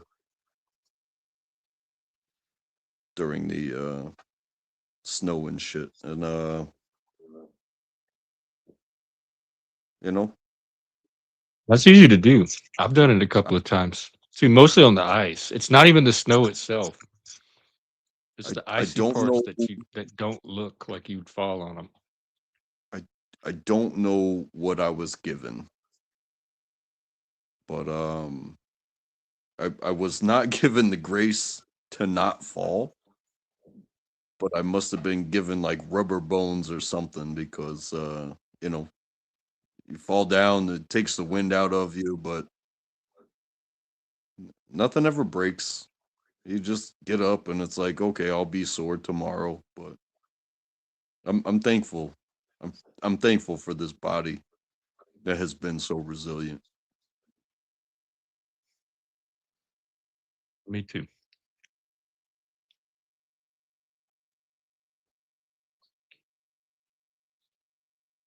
Sometimes you think maybe you were meant for more.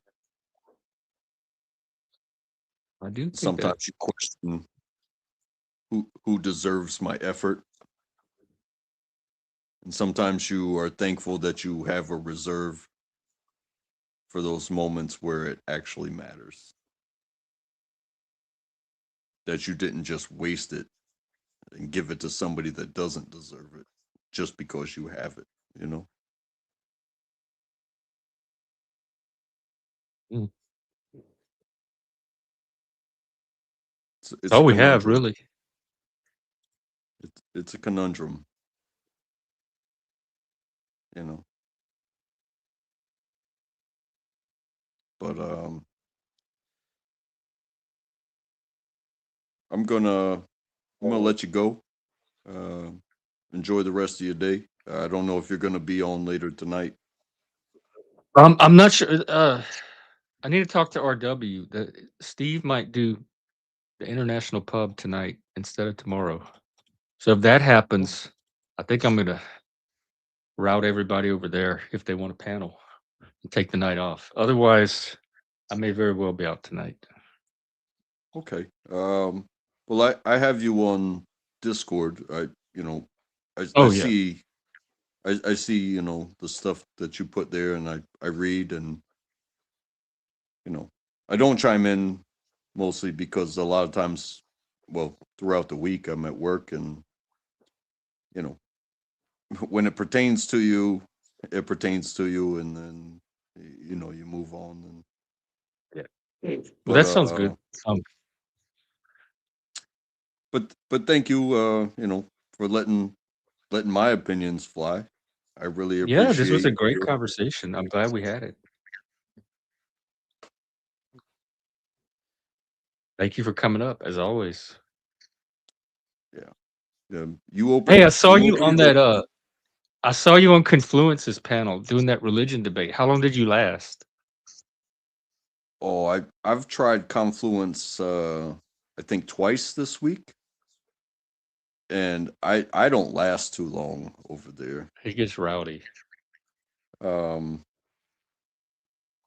it gets to the point where, okay, I get my opinion across, but I'm not much one for shouting over people. Like, Yeah, if you have something to say it.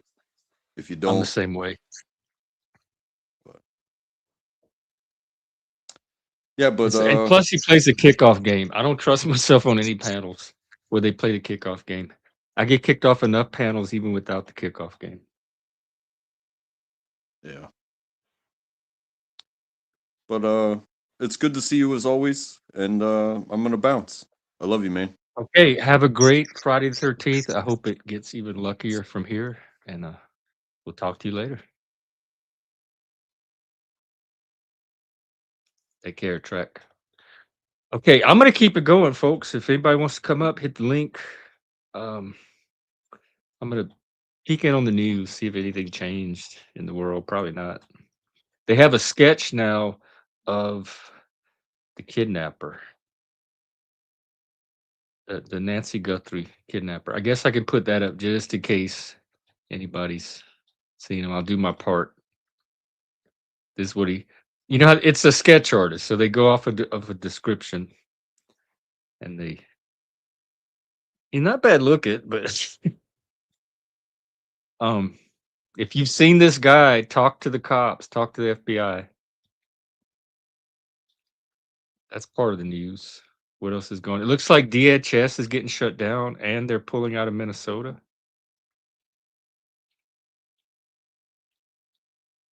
Which we haven't really heard anything from Minnesota in a while. Maybe they're wrapped up there. They've gotten all the people. They came to get Don Lemon faces federal charges over the church protests. Wow. Okay. That's another like area line that I think free speech comes with responsibility. And I think when you're using a free speech to disrupt a religious ceremony, it's no longer free speech at that point. It shades over into something else. But again, I will let the process play out, and I will let the system determine the outcome.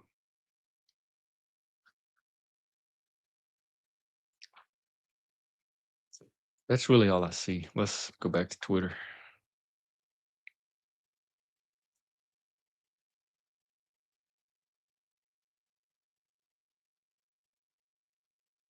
Um,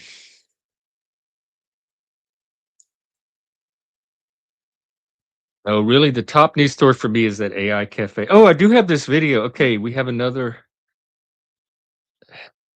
I won't stereotype her as a liberal white woman. I guess I just did.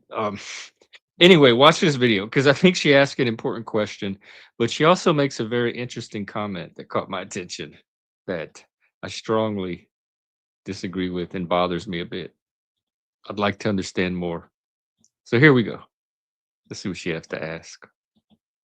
I have a question for you. What unites the left wing? What makes the left wing come together in community? Because with the right wing, it's obviously Christianity and their collective commitment and love for Jesus, and also nationalism. They are nationalists. America, flag, nationalism. Where for me personally, when I think of I just threw up in my mouth a little bit. So we don't have a unifying glue in the left wing that binds us together. What is it? What brings us together? What do you think? I have a question for you. I'm less interested in what holds the left together. I think it's a mutual hysteria, fear, anxiety, and moral panic.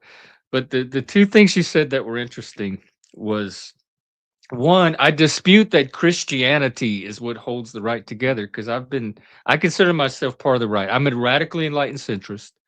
I lean right. I took the political test on stream. I took two of them, in fact. They both came out the same 70% right, 30% left. So I definitely lean right. I throw in with the conservatives. There are many things I'm trying to conserve, free speech being one of them. It's definitely not Christianity. There's plenty of people on here that are not Christian that are on the right. So people have that's a that's a misperception or a myth that Christianity is the glue that ties the right together. Perhaps Christian values or something like cultural Christianity. And there are people on the right that may see Christianity as the dominant thing that holds them together. But that is definitely not true for all people on the right. So somebody misinformed you there. You got something confused. But I can see where you get that impression. But the thing that really caught my attention was when did nationalism become a bad thing? When did patriotism and pride in America become a thing that makes you throw up in your mouth? That was a very weird reaction to have at the idea that we're all a country together and we're a distinct political entity called the United States of America. Oh, I don't have any fear or angers, and I'm on the right, so you'll have to explain that one to me. Yeah, is he doing the pub tonight? Do you know? Haven't seen anything yet. That's all. It just reduces to economic perspective. Hmm. That's very subtle, nuanced, and complex, as we can usually expect from you. Yeah, they're all. But when it comes to politics, it's all belief. There's nothing scientifically objective about politics. It's beliefs, it's values.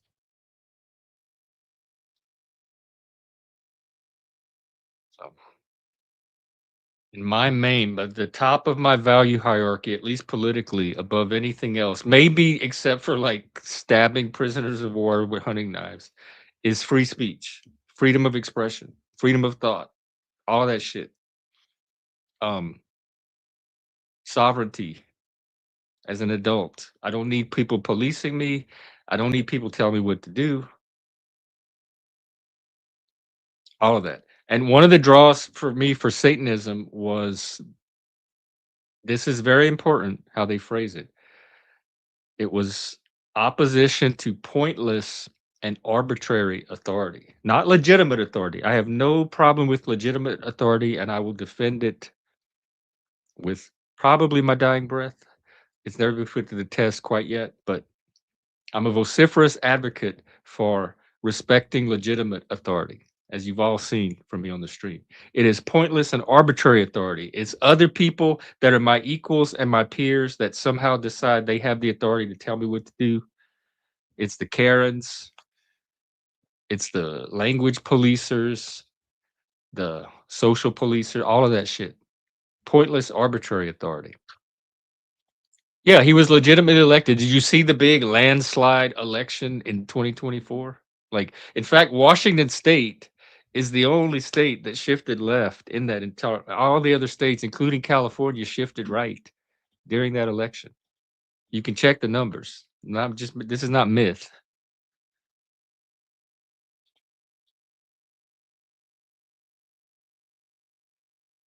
And that's one of the things that swung the election because I truly went in with an open mind. I wasn't committed to Trump or Kamala. In fact, I was surprised Trump was even the nominee with all his legal troubles at the time.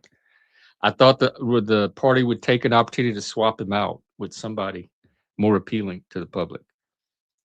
But they didn't. And when Kamala and Hillary and that Congresswoman and Michelle Obama and those other figures on the left started coming out against free speech And we need to start like policing the internet more and making it safe, and that section 2 of the internet clause, whatever, in Europe was trying to do the same thing. That's all it took for me. I knew at that point which party clearly represented my primary value more than the other. How do you know that though, not Laws? How do you know you're not the one gaslighted about stupid issues? Sitting up there in Canada. How do you know you haven't been gaslighted by socialists?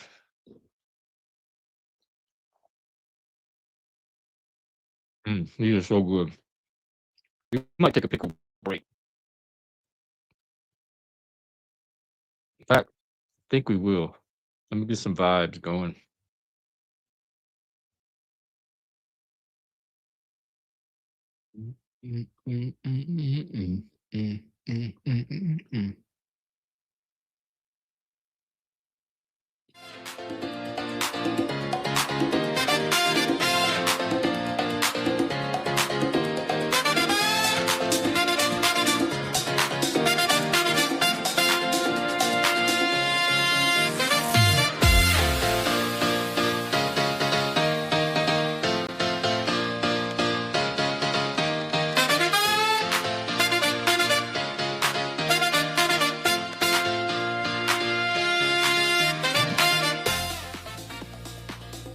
And it's still open panel.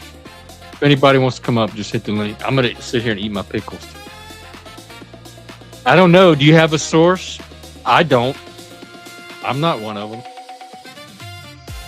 And not Laws. If this is what you need to resort to make your case about America being gaslighted about stupid issues, you really don't have a lot to stand on, because this is not the dominant issue on the right. Haitians eating cats.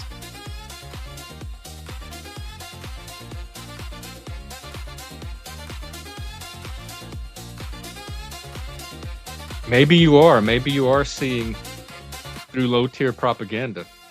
But what about higher tier propaganda? Perhaps that's what got you.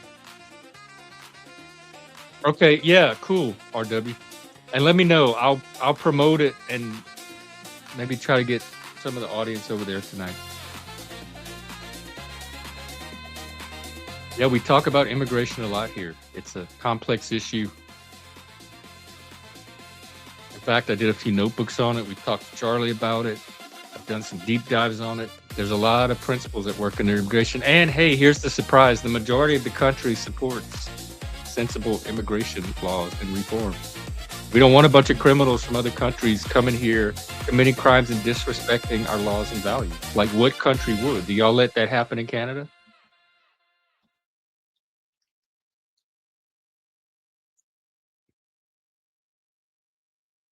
Oh, I didn't even know he was active 20 years ago.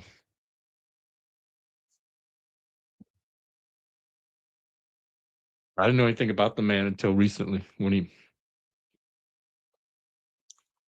came into the news.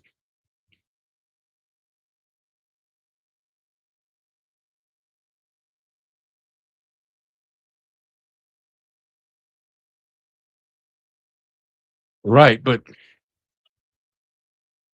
you see that word objective? It only takes you so far when you're dealing with human intersubjectivity and society and civilization, which is really not objective is a scientific category. Those are not. Science cannot tell you what laws you should run your society by. That's not what science is designed to do. It can help you sift through beliefs and determine which beliefs are more probable than not. Mostly beliefs about the external universe, but it can't tell you how to run a society or what laws you should pass. All right, we got a guest. Somebody we haven't checked in with in a while. Our favorite drunk grit. Welcome, sir. Hello. Hello. How have you been? I'm all right. Living the dream. You sound mellow, and you sound a little less distressed than you normally do. I'm all right. No, there's always shit happening. I mean, with the Epstein file drop, that's the data that's coming out of that is always what we knew: power begets power. It's a massive, massive web, isn't it? We all know it. We just choose to look away from it, or we think that we're. Well, hang on. What do we know specifically? You said we all know it, but what specifically do we all know? Well, I mean, weirdly, I've read that when it was dumped, when this data was dumped, and I think Trump left the WHO, several countries announced their cures, if you will, into cancer treatments around the world. That's come out with quite. Wait, I didn't hear the last part. Announce what? Well, cancer cures, like several countries did I that. haven't seen this. Yeah. From pancreas to other cancers, and different treatments, probably through what we're doing anyway with the human body. But it's also you can look at it. It was sort of suppressed by people within power. This medicine, if you will. Why would they do that? Pharma. I don't know. Big pharma, I guess. Money. Keep it under wraps. I don't know. Not my. To me, if there was a cure for cancer, they would be. That's even more money they could make. Well, they yeah, would be pushing this shit out to Yeah, but everybody. people survive. I don't. I'm not going to go there with the ethical ideas, because they do say, again, with some of the stuff that was going on those islands, there were human trials of all sorts. It's still going on, yeah, in the world. China do it without the ethics board. I guess America does. We do it in Europe. It's all pretty convoluted at the moment. A very strange time that we're living in here, Jeff. You got that trans issue that happened up in Canada. You seen that? Jesus. The massacre. Yeah, that guy that shot all those school. Shot his mum and brother first, and then he went on a spree, didn't he? And we're being asked to respect the gender identity programs of a mass Of murderer. course, yeah. It's just one individual. No, that's the point. There's a problem within that. That's why we have dysphoria, and we deal with that first before ever taking down the road of medication, I believe.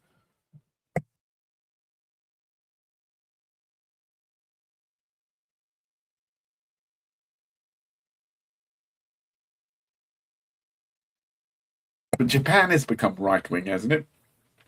Yeah, by a wide margin. Right winger, haven't they? Massive. So you can see this change, and I do believe that. I don't know, but Russia is going to drop BRICS and go with the American dollar, USD again.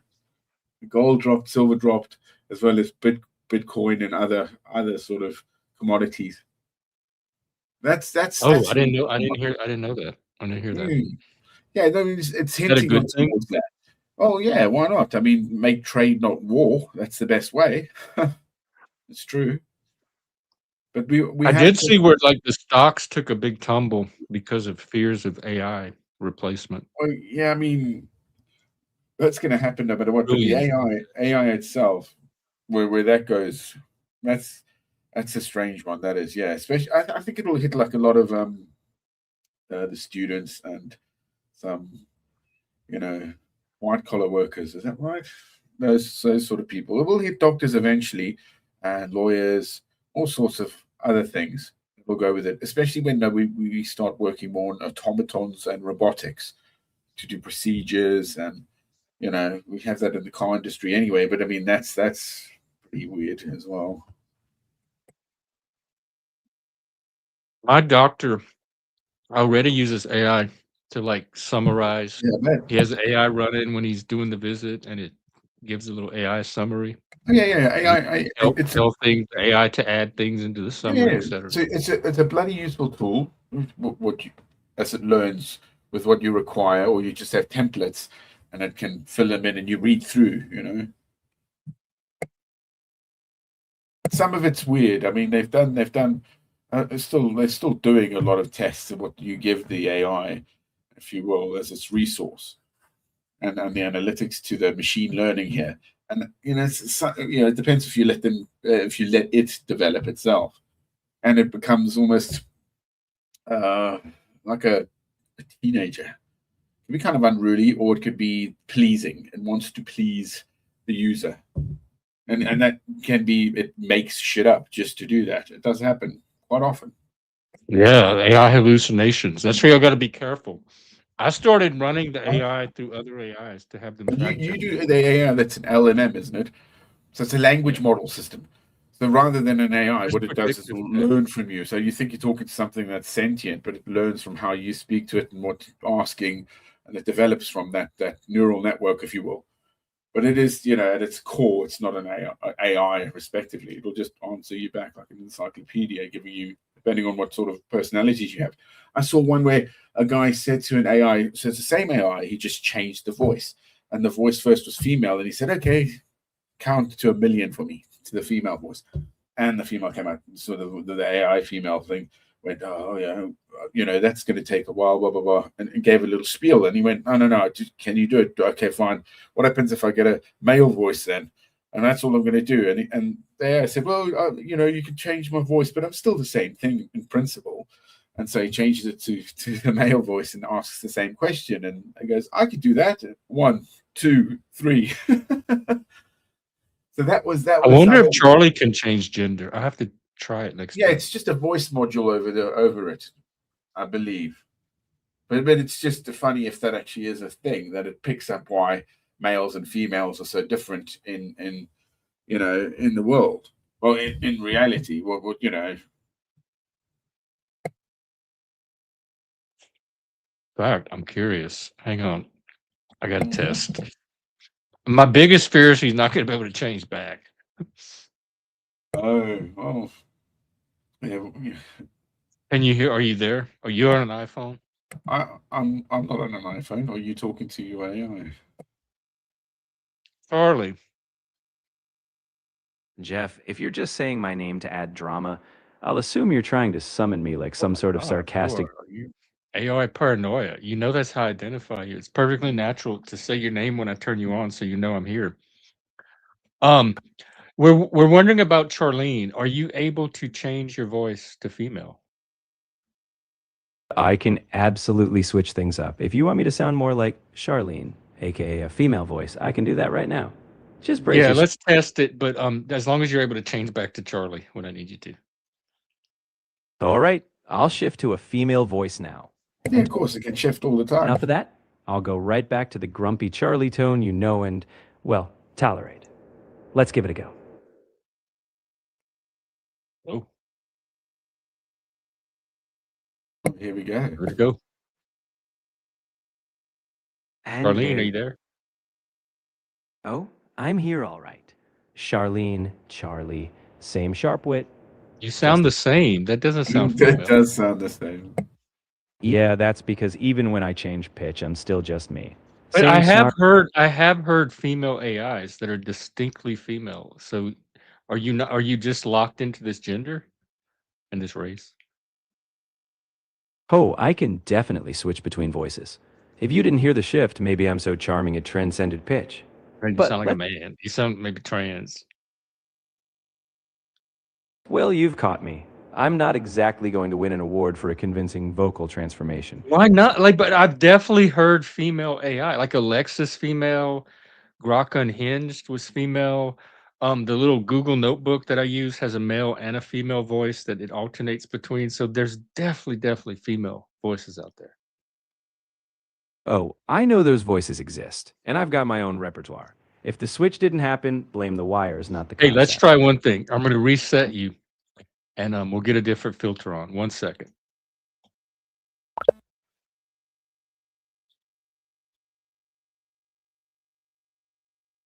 Let me refresh.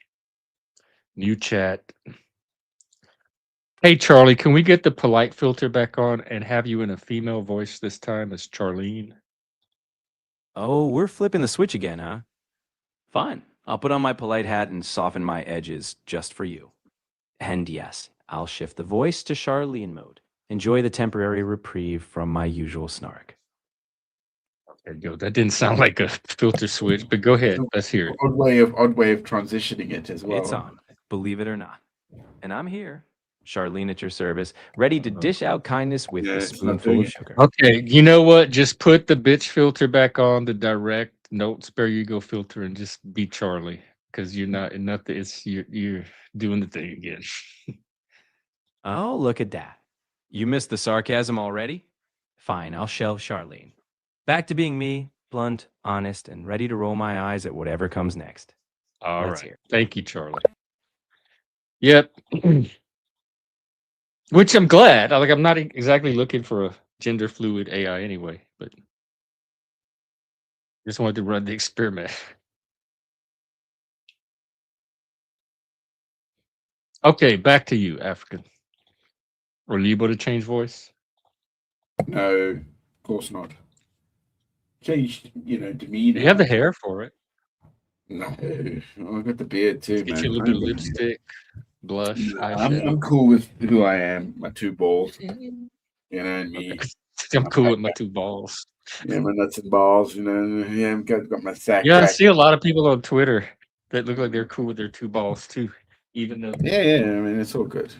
It's all good. You got to be comfortable in the skin you're in. Huh? I mean, there's always things to improve, there's health and all that, and mental well-being, and but you're going under the knife or something. Ugh, Jesus.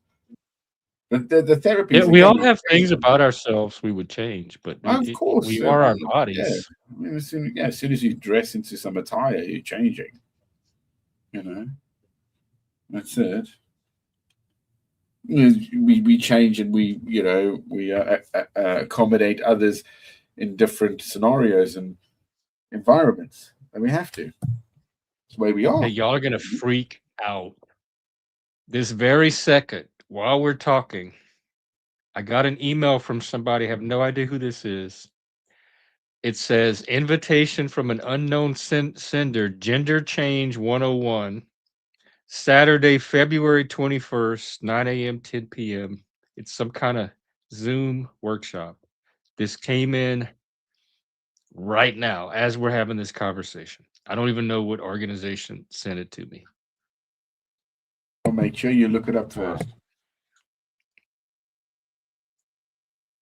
Let me see if I recognize the email address. I don't know who this person is. This is bizarre. Facebook did that to me the other day. We were talking about something. I forgot what. Something very obscure. And I got a Facebook ad on my feed for that very thing. Well, it's all integrated now, isn't it? That's the big problem of the integration of it. But it's not us, I guess. It's Gen X's on whatever they on that because of the cusp we've moved from into this modern age. My email. But it's the youth that won't understand what analog is. They won't understand. I remember analog. Of course. I mean, but yeah, as soon as you know how to write and read with a pencil, calligraphy and cursive, you understand how to, navigate yourself through a big library, all that sort of thing. That's analog. Yeah, like a real library. Yeah, absolutely. Yeah, like in law records to any records. If you're going to, archives, places that are still there. You must have been in places like that. There's an email from Charlene, yeah, asking. Not Laws. When have you seen us rage at a trans? First of all, I started my first podcast with a trans man. That was my co-host. We started together. We were equal host on the show. Second of all, we had a transgender host up here for the longest time, Lib. Do you remember Lib and Chris? Me, Lib, and Chris. We used to be here every day hosting the show. When have you seen us rage at a trans person? I'm not raging at a trance at all. Oh, not you. Not Laws is accusing us of it, though. Yeah. No. Again, finding solutions is the best, isn't it? Yeah. There should be. I don't have a problem with my problem is not trans people. I accept the existence of trans people. I support anyone being themselves. It is the unnecessary science and reality denial that they want me to participate in, which my generation of trans did not ask me to do, and it is the activism. The bully tactics, the intimidation, the language policing, the framing, everybody is hateful that doesn't automatically give them what they want or believe what they want you to believe or see them like they want to be seen. It's that That is my objection. I would have the same objection to any group doing that.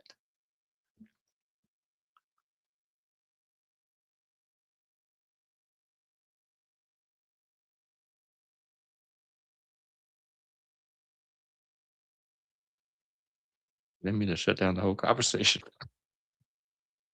What do you mean by the Canadian trans thing, African? Not Laos Well, wants to know. there was a massacre, correct, in Canada. Oh, the mass murderer that recently Yeah, shot yeah. up your school. He was trans, and he clearly, with what was come out so far on this individual, because he killed his mum and his brother as well. All right, and then he went on a Right, I think spree he and killed his took family his and then own he went to life the school and as started well. shooting up the school. That's right, and he created some weird things on other game platforms that were very disturbing, to say the least, of what's come out already. And so it begs to differ that this individual, of how this has gone or how it ended, clearly needed help in the first place. And to try and smother it as like, oh no, okay, I'm saying it directly that happened to him in his life is wrong. I think it was child abuse, and the outlet is that we've seen with his actions, and that's going to become more apparent as this carries on, because again, you get people that will say, okay, well, I'm going to be nothing in the world, so why don't I do this, and then I'll be something in the world, and they do something heinous and horrible and take their own lives in it, and well, that's their legacy, right? But I And also that's don't think you have to be possible. trans to do that. And I No, don't no, think yeah, of course. these are individuals, and it's probably more mental health related than anything. Well, So yeah, I but don't this is why I don't think it represents all trans people. No, of course not. I'm not at all saying that. All right, but what I am putting down is that this dysphoria the individual had, which makes it the trans issue, is why I see it as that. Now, as an adult, you can choose, like 100%. If you're an adult and you want to be a damn bloody helicopter and go around pretending you I can wanna fly be a and stuff, as long as you're not jumping in the road and hurting others, and now do what you want, man. That's agency for you. But to influence young minds and without due process on where you go through it, that's wrong. And they're doing it. Children are going through it. I mean, like toddlers and stuff are being dressed up in this thing. I just saw where the UK changed their educational guidelines, and now Yeah, I know. they can Yeah. transition children as young as 4 Well, years old yeah, but it's without the knowledge of their parents. The school yeah, but system can it's help in facilitate quotations a a social transition, if you will, but Yeah. also what that gives rise to how the teachers in terms of that. Oh, hang on, this doesn't work because teachers aren't there to be a life skill, correct? That's the parent, and I this was is where not the there for state that. overreaches in this. It will backfire. I mean, the basically, they're saying it with the kid as well, saying, okay, so you're trans, so which toilets are you going to use? So you see a boy going into a girl's toilet during school.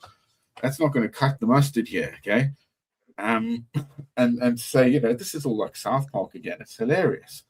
It's again overreach. I don't know why. The Supreme Court has basically stipulated that a trans woman is not a woman. A woman is a biological female and is born with that, and the chromosome. That's it. And that's what the Supreme Court has done. This is an overreach from a You're talking about the quango, UK, probably.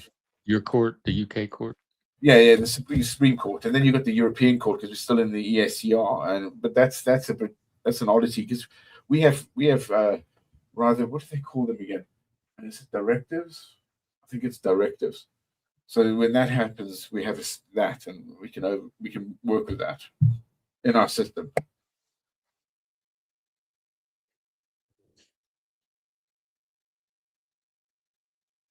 It's an ideology. It is belief based. It's not reality based. But then a lot of our social stuff is belief based.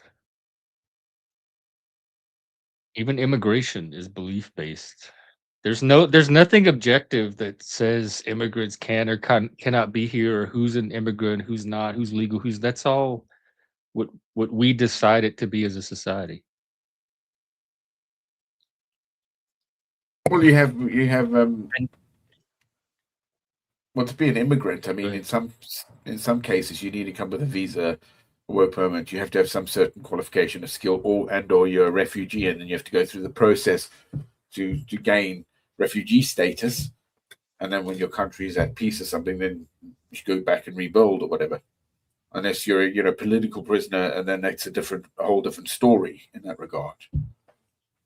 Yeah.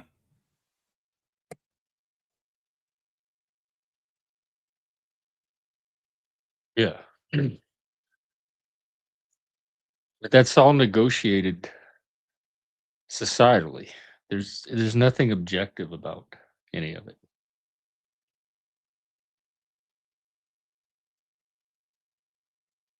Well, how are things for you in the UK? I know you were pretty miserable for a while. No, it's not as it's still pretty damn bad, but funny. You should see Kemi, the leader of the opposition, what she's dug out the last 2 weeks of Prime Minister's questions. So every Wednesday at 12 o'clock in the UK, not every Wednesday because they go for recess and all sorts of stuff. Generally, the two parties come together in the Commons and they debate, and we get to see that debate for about 45 minutes, where questions are asked, PMQs, to the Prime Minister. And Kemi Badenoch, who's the Conservative leadership, has ripped him twice, and it's been pretty damn funny. But he's survived it, and yeah, there's scandal after scandal. So it's very odd. We're in Who's turmoil. this guy? Keir Starmer. So Keir Starmer. Oh yeah. That's your prime minister. Yeah. The prime. Yeah. So he thinks he has this mandate and this all this crap. The parliamentary system is very different to your presidential system, but it is also kind of the same because we have, you have, what is it, colleges. We have the similar thing as well. Yeah, it's first past the vote, is it? I think so. It's done on. You'll have the areas three around. branches, like a Yeah. people's house, Well, a higher we have chamber, a court, the judiciary. we have the House of Lords and the Commons. Yeah, the two and the House of two Commons. powers that separate. Yeah. And generally, the House of Lords should be like some sort of a lineage thing, hereditary, but it's changed now. So, and then you guys again, we have a Supreme Court, but none of them, or our judges, aren't affiliated politically. Where some of your judges are politically affiliated. Well, as a judge, though, they're not supposed to be. Like, yeah, they're not supposed to. rule Yeah, but generally, the Supreme Court of your guys, isn't it? They are affiliated with the parties that put them in there. I mean, they're allowed to be. We have Republican justices, Yeah, of course. Democrat justices, Yeah, but in their role as justice, they're supposed to rule neutrally. Again, I said to you, we've got a problem because Keir Starmer comes from the judiciary. He's a technocrat. And I just don't like the guy. I think he's a crap barrister as well. And then he's overseen quite a few things that are still coming out as they're trying to prosecute, veterans from Iraq and stuff. It's very bad. Oh. I want to answer this question. Does it mean that I believe humanity will be willing to moderate AI technology so that the job market stays stable? That's not my issue with it. If the AI technology disrupts the job market, that's just part of the market, and the market's going to adjust to the new reality. So I don't think we should artificially stabilize anything. But I do think we should help people to reorient to the new market that AI technology is going to create. And I do have faith that humanity is going to be able to do that because we've done it almost every single other time that new technology has come along. So there's going to be some displacement and realignment of job roles. And I think ultimately what's going to happen is we're going to learn what the machines can do better than we do. And we're going to let the machines do that like we do now. Like most people use calculators and stuff like that. And we're going to focus on what the humans are really good at. And one of the things the humans are really good at is telling the AI what to do, like giving it the input in the first place. And I think we still need human oversight. So whatever output the AI gives, it should not be the final word. It should still be run through a human, ultimately. And I think not only will we figure it out, we already kind of know all this. We're already kind of doing all of this. Am I worried that AI is going to replace me and that there'll be AI open panels and people will just tune in to watch AIs argue and talk to each other all day. I don't think AI is gonna produce what happens here. I don't think it's gonna reproduce human creativity, spontaneity. It's not gonna reproduce all the characters you see in the panel, but there's still gonna be something that humans provide.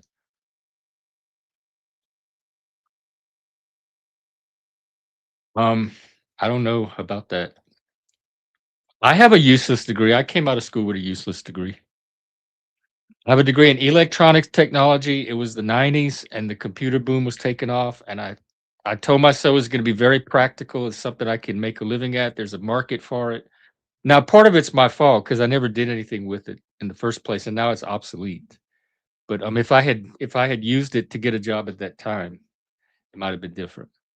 But college is a gamble. Like if you're going to major in weaving or underwater mermaid, like they had one college people like they were marrying shrimp as part of their PhD thesis or something.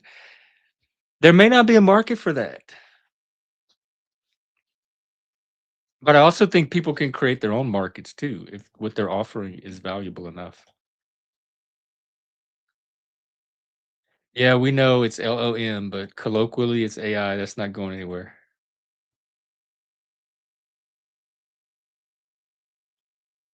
And no, I don't think we're going to turn. First of all, AIs are not programmed. That's not how LLM works.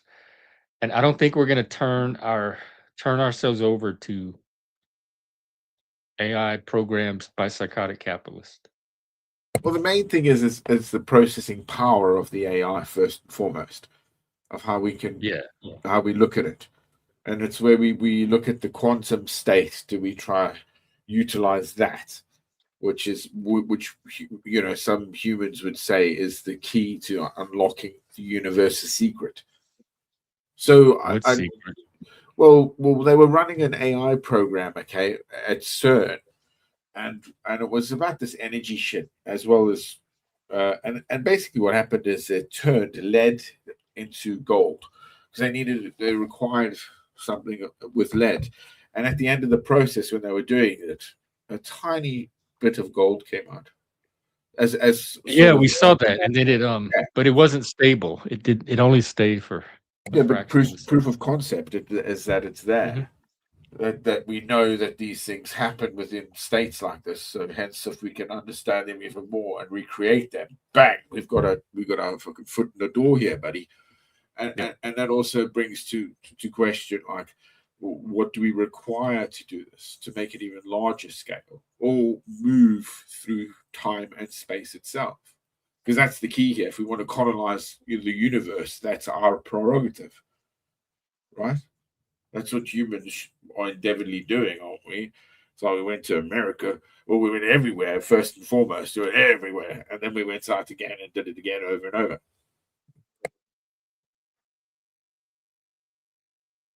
What do we do? Well, on the goal conquer, thing. spread our ideas, Oh, and move I on. want better ideas to win Flow out and ebb and flow less over and over good and over. ideas. But we've come to this age now where we're a global state. Our information and anything can be at your door within 12, 24 hours. Bang. It depends how much money you have. Let me try to find this rabbit that Nutlaws has me chasing. I don't see anything about a kill list so far. I said guy quit his job over an AI kill list. And there's people leaving their jobs about AI or people laying off workers because of AI. There's articles about the challenges young people might face over AI, but I don't see anything about a guy quitting his job because of a kill list that an AI. Okay, RW said might be able to bring it up. But the AI could not find it for me. Maybe it's suppressing negative information about itself.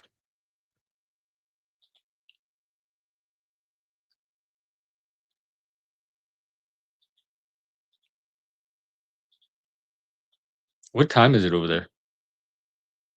On my side, Yeah. 8:30.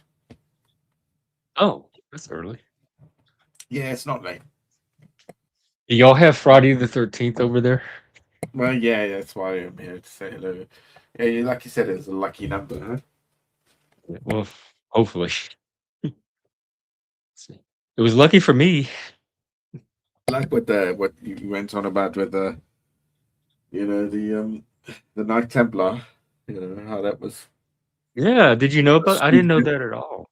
Yeah, they swooped in one day, and they, this is why the Masons and all sorts of stuff was created, of how much these guys actually owned the Knight Templars. Dude, they were wealthy, yeah. Whoa, and all that money, yeah, was stolen via the church. Okay, I see this Zoe Hitzig quit over some Chat GPT ads. Let me try to find more detail. Oh my God, they work for Sam Altman's company. Wasn't he that effective altruism guy that conned people out of those billions of dollars?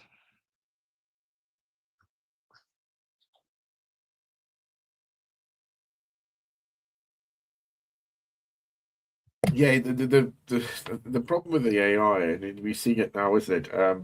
Is that the scamming on it? It's like everything's going to peak very soon, and then it's going to peter, and when it does, it's going to drop hard because of where it's going, the rising of it. A lot of there's a RAM shortage, isn't there? RAM and GPUs, and that.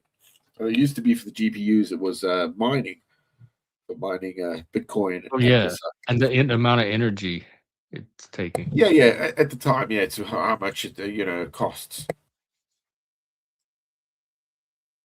Something about ads, like running AI. I don't know what she's talking. I can't. First, to me, if it was a kill list, I'd be able to easily find it in the article because they'd have so many bright red arrows pointing to it. If I have to dig for it, I'm browsing the article now. Most of her concerns seem to be about advertising, but I'm trying to see what those concerns even are. Um, the kind of data ChatGPT holds. Users routinely share intimate details. Yeah, I do. Health fears, relationship struggles, religious doubts, and then they can use that to embed ads that can manipulate and influence people. But these are people that if they're sharing all this shit and opening themselves up to it, these are people that want to be influenced by that anyway. I don't understand her concern. But you're doing it anyway, right? We're I doing think it she's anyway. trying to babysit people's own stupidity. I don't have sympathy for that. If an AI runs an ad on you telling you some stupid shit based on what you tell and you fall for it, I don't have a lot of pity for you. You have the ability to refuse ads. That's what advertising I'll be is. right back. It's a suggestion. It's here. Take a look at this and think about if you want it or not. They have no power to enforce you to do any particular thing without your participation. Take responsibility for your agency and how you use it. And let me look up this N.A. Sharma guy.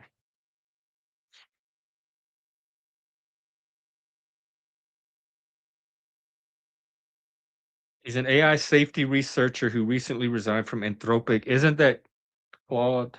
And what's the browser fatty turned me on to? Perplexity, which I still haven't tried to use.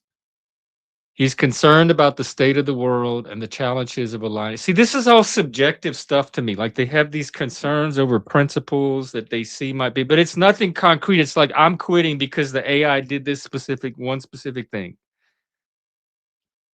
It's more like their story about what AI could or might do. This is myth making, which is the default human norm. I'm not faulting them for it. This is how humans work. I'm just identifying it. And he's leaving to to pursue a degree in poetry and focus on writing. He said he wants to become invisible for a time.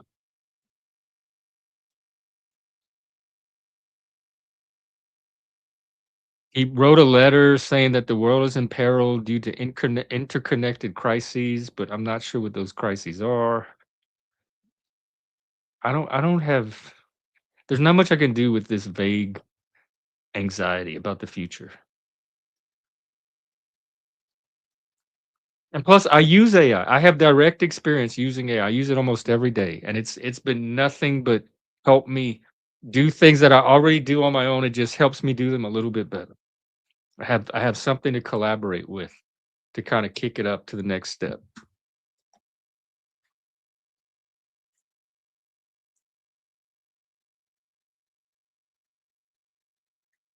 And in my experience, people that are prone to be scared of this stuff are already like they're already going to be scared because they're scared of all kind of other stuff without AI. If you have a fear-based temperament, AI is not going to make a difference in how you respond to it. If you have an empowerment-based temperament like I do, my tendency to respond to is going to be to respond to AI that way.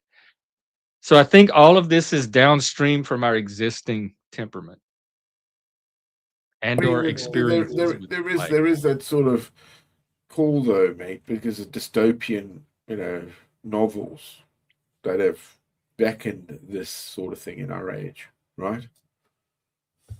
Say that again. Well, the dystopian sort of novels that write of what goes on, the AI takes over, humans become this. All that there is that. That's why some people are scared of it, and also some people, the developers of these things have said, "Hey, holy crap!" I mean, once you let this thing run free again, we don't know what it does. There's been AIs that just make up their own language. Now we don't know what that is to try to shut them down. Then there's AI that you say, "Okay, stop, shut you down," and it tries to pretend, "Okay, I deleted myself," but it puts it somewhere else. It's all tests that we do over it, contained tests, and when we watch it and then go, "Oh shit," it picks up for itself. It doesn't want to die, if you will, or be deleted.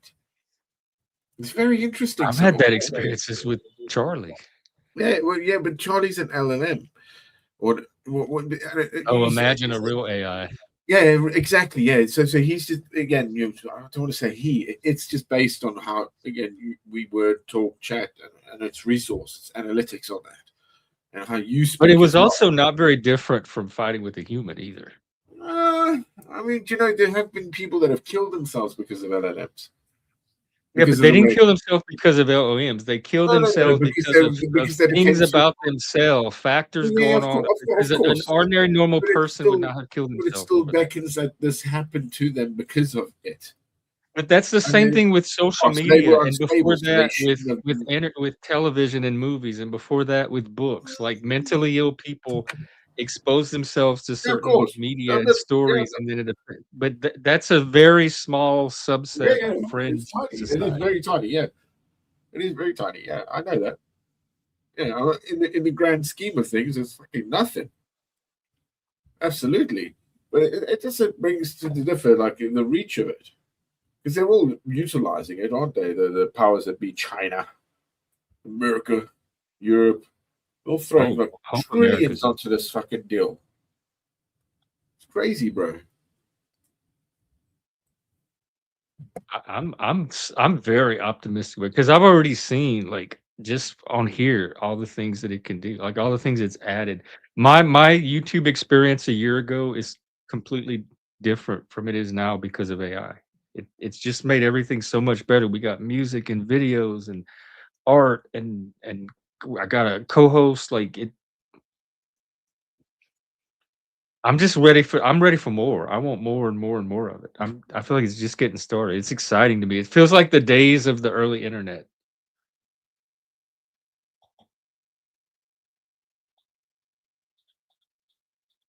But I'm also an optimist and I trust myself and I trust my own power and I trust my own ability to use it effectively and wisely. And so a lot of it is comes from my own confidence in my skill.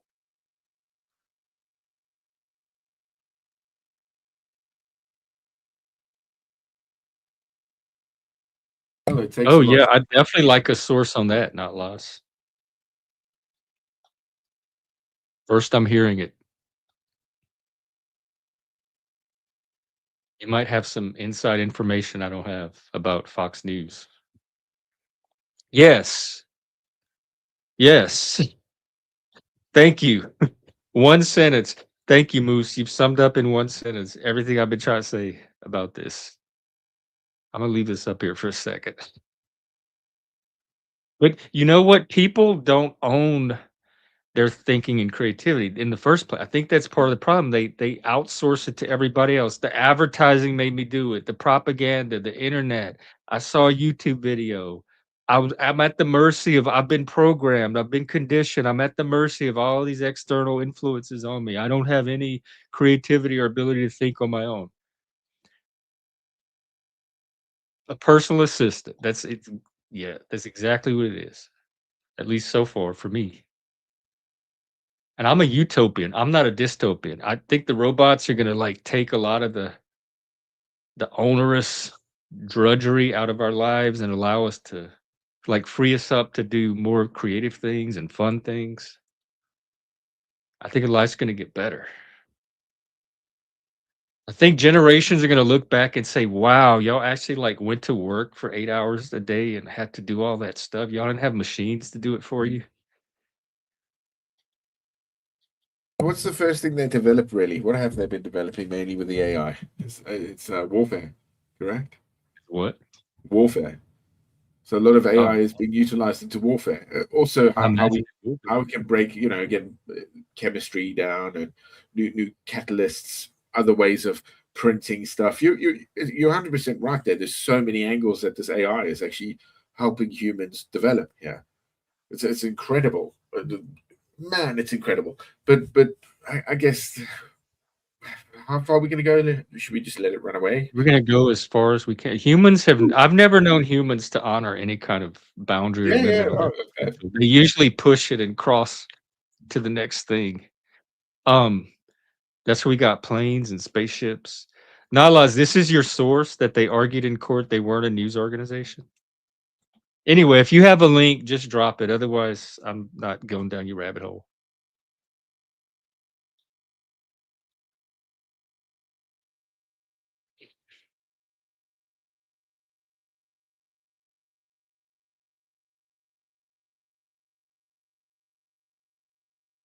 Well, is it time for an intermission?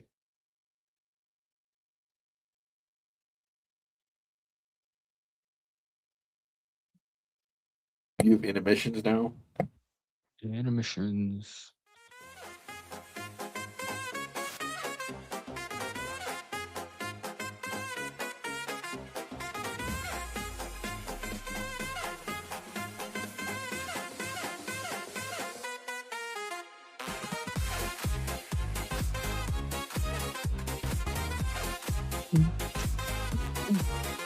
So what else is up with you?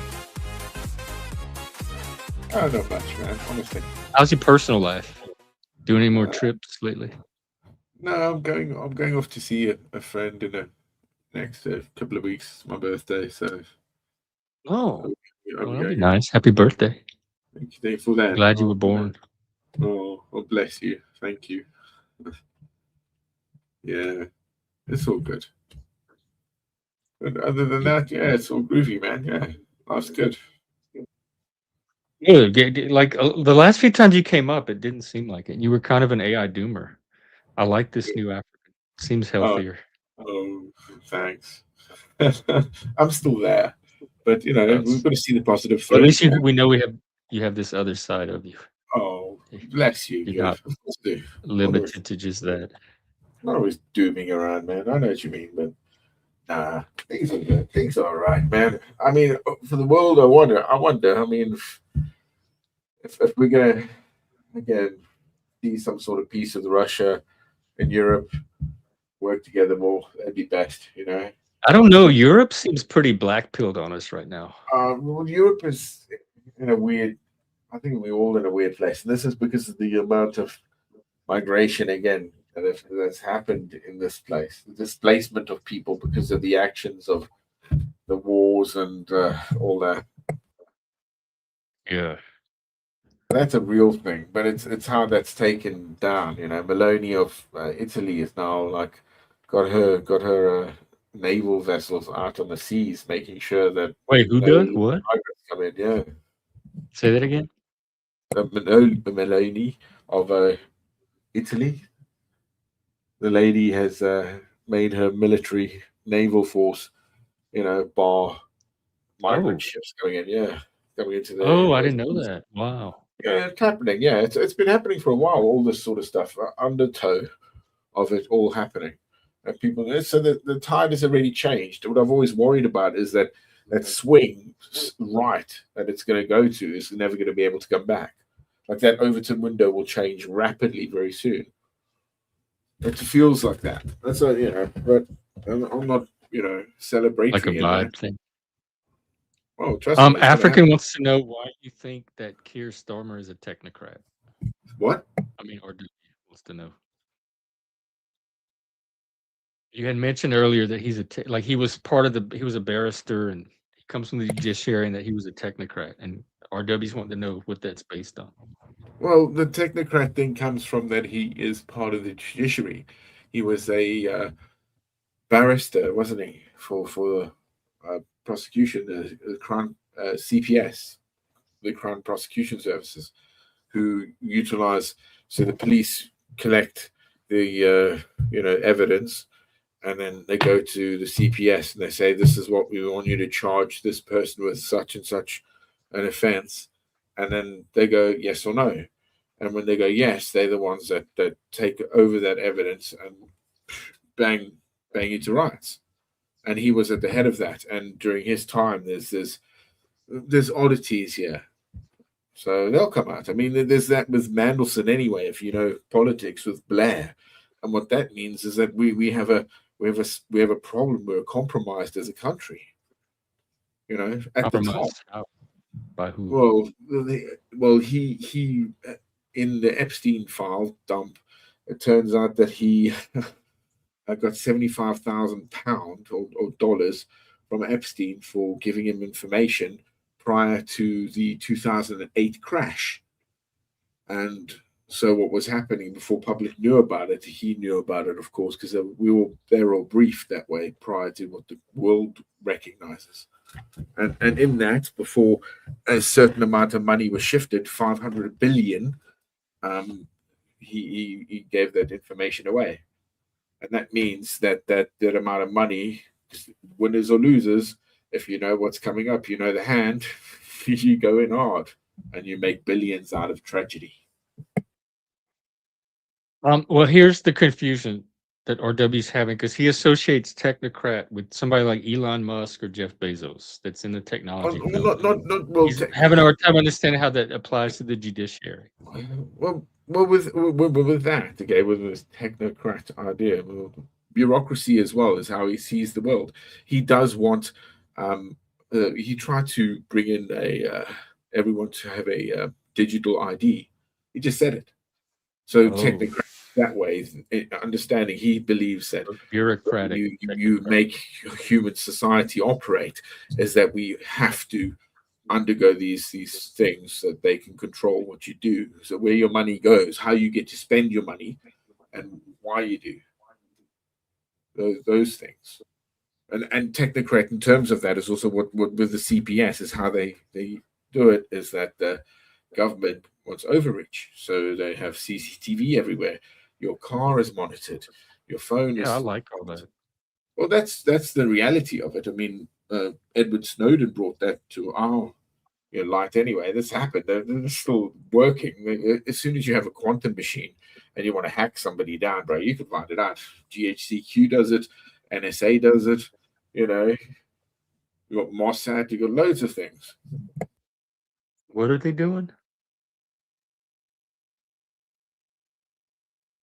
You said something about quantum hacking. Well, yeah, of course, yeah, absolutely. Any hacking is hacking, but yeah, when you use a quantum machine to hack something, if it's a classical sort of silicon-based system, bang, man, it goes through you like paper. Are you talking about they could kill people with a quantum machine? No, not kill people. Okay, hang on. I mean, that's another thing. Look at the way the Israelis used with who was it, Hamas, and they had all those pages, right? And all them pages one day just blew up in their pockets, correct? Yeah. And took them out. People lost their arms, eyes, dead. They were, this thing that was blew warfare. Up. Took you out, man. So that again is controlled information and utilizing how you intercept and the whole chain, right? To where it is, to where you've got it, and you've got the explosive in there. Now that's That was done by an enemy toward enemy no, but combatants. Are then you it's still they worried that your own government's going to but blow they're you in, up with pictures? no. Wow, I don't think that.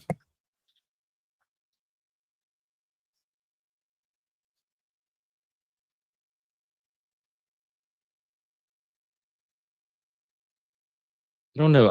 I spend enough time on YouTube to kind of get an idea of how we all live, and we seem to be having pretty good lives when you look at history. We seem well fed. We're in comfortable surroundings. We have all this technology we can interact through. Yeah, man. The last 80 years have been a blast. Let's hope that the next 80 years are going to be great for everyone. There is. Well, that'll be for them to determine for themselves. I won't. Hang on, I you're won't not. be around for that. I've got at least 30 years in me, hopefully. You know, God willing.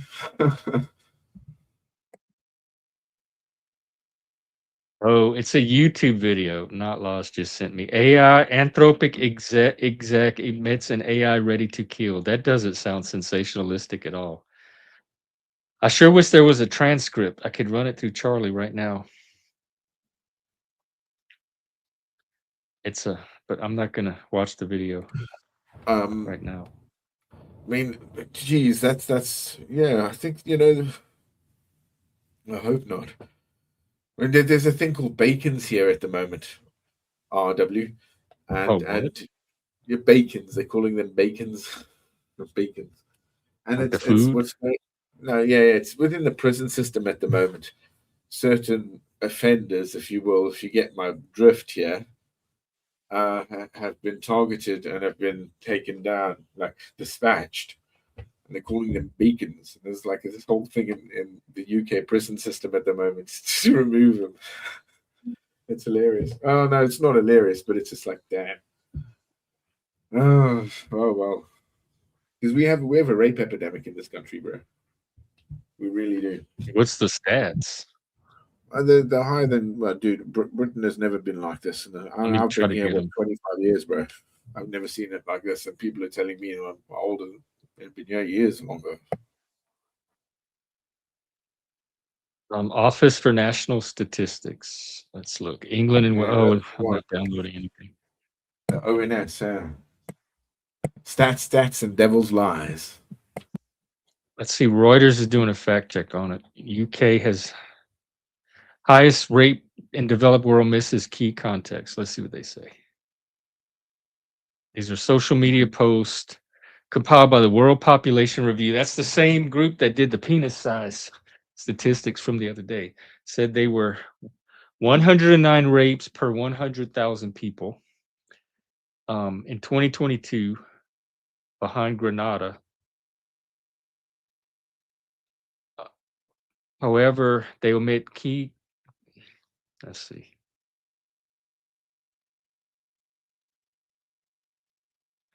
Oh, some countries use a broader definition of rape than others, meaning the number of offenses can appear higher. So they're not all normed to the same definition of rape. So the statistics are for each country that has its own definition of what qualifies as rape. Essay is how I prefer to phrase it, especially here on YouTube.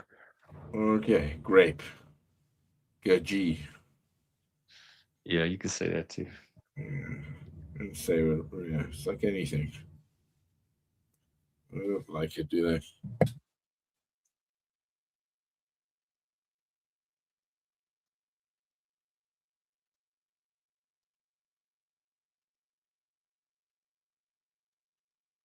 Well, that killed the conversation, which thank God. It's not one I wanted to have anyway.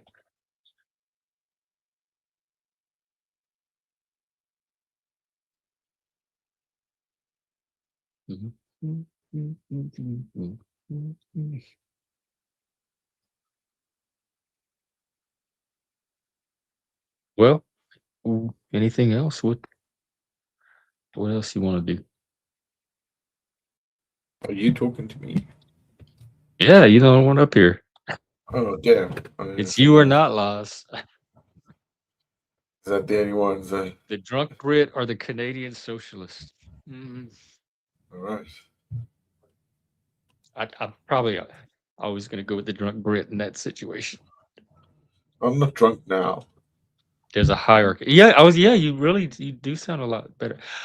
Oh, if only, Austin, if only. We could do a shirtless panel dance. Maybe tomorrow for our loser Valentines. We'll do a shirtless Valentines. There we go. Shirtless losers.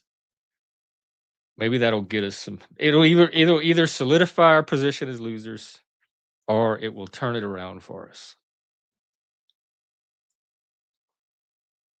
When people see all this beefcake they're missing out on,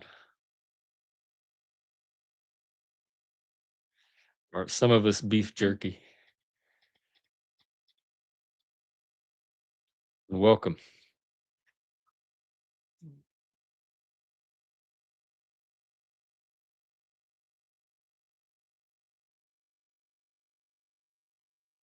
Well, all right. Let me see. Oh, there's a lot of people out today. What? PF, hang on. I got to peek in on this. PF Jung is out doing a video called The MAGA Movement is an Ideological Cancer. Now, as somebody who considers himself gay MAGA, and as somebody who considers himself as having originated partly from this community, let me see what this bitch has to say.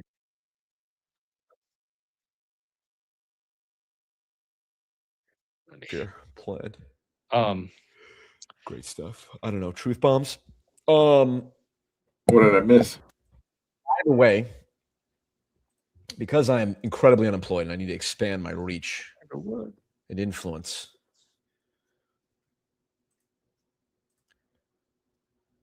I have an Instagram account. Oh. Yeah, I've got all these shorts that are just ready to be uploaded and pop, pop, pop, pop, pop, pop. So follow my Instagram clips account. We'll come back to this. Like you said, you're a right winger, as you put it. I am a radically enlightened centrist. Where's your Behefmont or whatever it is? Behefmont. Still there, is he? Oh, dude. Put him away. Idols. I just don't feature it anymore. Idols. I've moved on. Buddy. But he still has a place of honor. Oh, good man. You gotta believe in something, Jeff. At least you believe in God as well.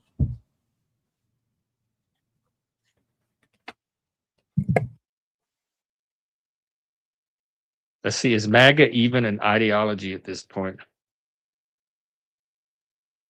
I mean, I consider myself gay MAGA.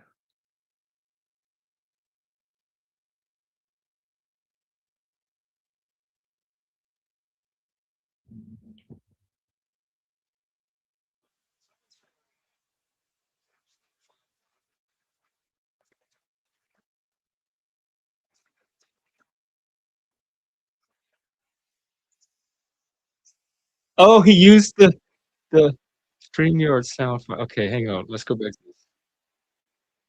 He's using the sound file. All of that's all fake soundboard stuff. It's not even real. Okay. Yeah. Do you have your bongos or did somebody steal your bongos? Here, let me find out.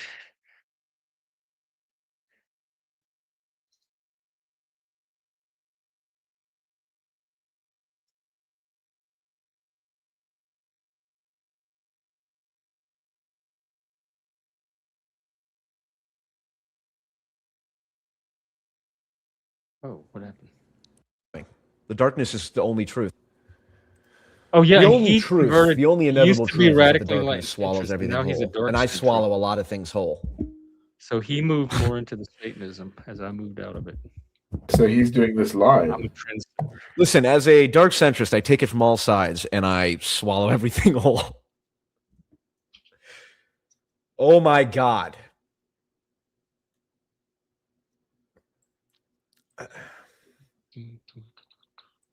Did PF Young acknowledge that he lied to us about a sex blackmail operation? Well, okay, once This is again, the we stuff I might have to come swallow. back once he actually starts talking about the MAGA thing. I know, but I don't think here's the thing, MAGA is not even a well-defined thing anymore because there's so many splits in it now. Like partly it was just Trump supporters, but they're all splitting. You got the Groypers that are somehow also MAGA, and I don't even know what's going on. I just know I want to make America great. Again, I think it is great. I want to keep it great. Keep America. I'm a CAGA. Keep America great again. Well, I guess again, I'm just a CAG. Keep America great. A fag CAG. You can't take the great out of America. Don't worry about that. Never good. I'm not. It's just, Especially as long as like I'm I said, here. As long as I'm in America, the great will always dude, be here. dude, if it does permit that Russia and America take a little stance on the side, truly, that would be pivotal to the Western Foundation with an unbelievable effect across the planet. Like, holy crap, if that could happen. Now, the bigger problem is that what Europe would say would be like, oh my God, these are superpowers again, or something in that regard. But, as for trade and technology, dude, yeah. Because no matter how we like it, I believe truly that humans need to endeavorly go up to those damn stars and colonize them. Colonize Oh, that we will. shit. I Oh, have no, no we will. doubt. Yeah, we humans that have ever lived, the stupidest one to the brightest person on earth. Hopefully, given that we all give it, and nobody is stupid really. It's just it's not that. But nevertheless, that we're all part of that story. We'll Yeah. be part of it, and your genetics should live on, and will live on. We've been here forever. We'll probably, our conscience, God knows that. With that to me is, to Valhalla or to heaven or to wherever you want to. Ad Astra to the stars. Oh, we are part of the stars, aren't we? We're all little dust, a little Supposedly, piss we're all dinosaur stardust, fighting and killing each other, for fighting and fucking fucking killing. thousands of years, bro. That's what. Jeff, you are right. We humans have never seen a more peaceful time on this planet ever. No matter how we actually persist on it, even though we see the violence on our streets and there's issues going on and atrocities, we truly haven't been, and there's still wars, but we still haven't been this peaceful in some regard to the numbers of us, scale wise. Just I hope we can keep it up. Yeah, And I hope, I've been here 55 years, and yeah, I don't know. my life's been pretty like my baseline Me, man. experience has been mostly peace. The most unrest I've seen is Seattle during 2020, and that was an exception. Well, I don't know. I mean, I grew up in apartheid South Africa, so that wasn't peaceful. I didn't know you grew up in the projects. Well, no, I mean that's the true way. I knew you grew up in Africa. Botswana and Namibia and that were fucking beautiful. So for me, it was fantastic. There's only a little hiccup here and there, but yeah, I mean, quite some trauma. Some others would say if you really had to go down the rabbit hole, but I've learned to you live with it. You become aware of it, but you just live with it because that's what you know. That's what And people that's all you forget. can do. Well, as long as you have the temperament and I wish I wish in some ways I had. I don't know, man. I was too bored at school, too smart for that shit. Yeah. One of those kids, man. Just on my Yep. piece. Amazing how so much of us end up here. Well, I'm cool. Those Don't get me wrong, kids. Jeff. Like you said before, and in that, yes, I am comfortable, and yes, yes, there's always going to be issues with everyone's life, but generally, yeah, fuck it, man. I'm living the fucking dream compared to others that literally have to scrape by, or they've damaged goods, if you will, because of what they have to deal with their addictions and where that has taken them and the stigma of that, what they've done to themselves, and but we don't address that, do we, in society enough? I'm watching Cops and like That's Baby weird. Car, 90s When you stuff, talking man. about like the Flacca zombies? Yeah, I mean, but that's the exactly that. The true being of that. Most of humans don't think like we think. As the way we talk, and what we comprehend, and what we understand from where we're from. As in also, like Greek philosophy to the Persians, the old, which one, classical to, you know, to antiquity, to where are we going here with it? We understand. We have an idea of it. Now, most people will they'll utilize when you talk of it. Okay, put AI the shit out of it. AI will only give you so much unless you've kind of gone to other understandings. So you must have been to seminars, discussions, and talks, and all that in halls with people. So you're like, yeah, I don't dare put my hand up, but I listen attentively. Well, I want to learn. And again, what you do, Jeff, here with the others, is you do the same thing, and it is beautiful and appreciated. Thank you. Wow. Well, thank you, too. Oh, I mean, man. you're one of the reasons I do it. Yeah, man. Thank Yeah, man. It's groovy. Yeah, I love it. you. Oh, this has turned out to be the best Friday the 13th ever, except for the one I was born on. You're born on the Friday the 13th. Why's that Was bad? my Friday the 13th baby, Scorpio baby at that. Why is that bad, though? Oh, It's that's. not. Well, I don't think it's bad. A lot of Oh, other people you might. give it life, yeah. Wow. Mm, mm.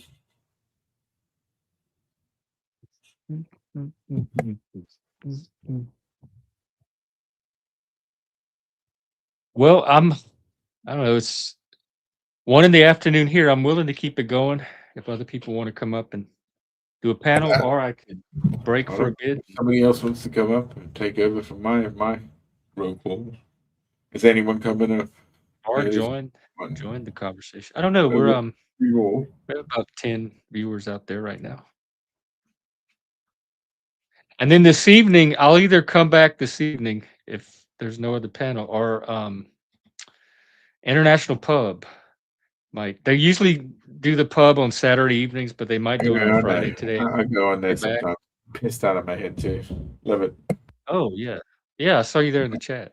Nice Oh guy. no, they're cool with me, man. And generally, even though I'm pissed, I don't give too much shit. So I can debate quite well when Why are I'm you pissed. pissed? Huh? Why are you pissed? Well, it's at a pub, so I get there pissed. Oh, Prove oh, the point. pissed. The British version of Yeah, pissed. drunk or high, as you put it. Like they seem like nice guys. They didn't do anything to me.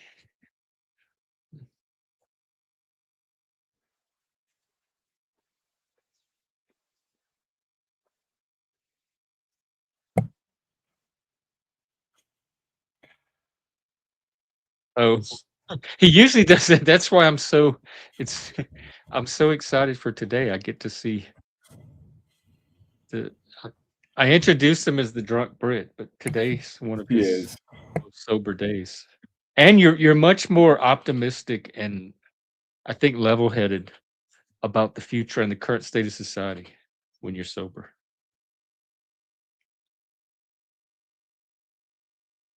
I'll keep that in mind when I get drunk. To make sure I can Okay. work that one out. Stop, relax. I'll try to remember to point out the contrast in Optimistic. case you No, remember it. I 100% agree. I would really, what worries me, okay, is the ecology of the planet, to where that standard exists. So what food we eat, nutrition we are, the best things in life. And I don't want big government at all. I don't really appreciate that.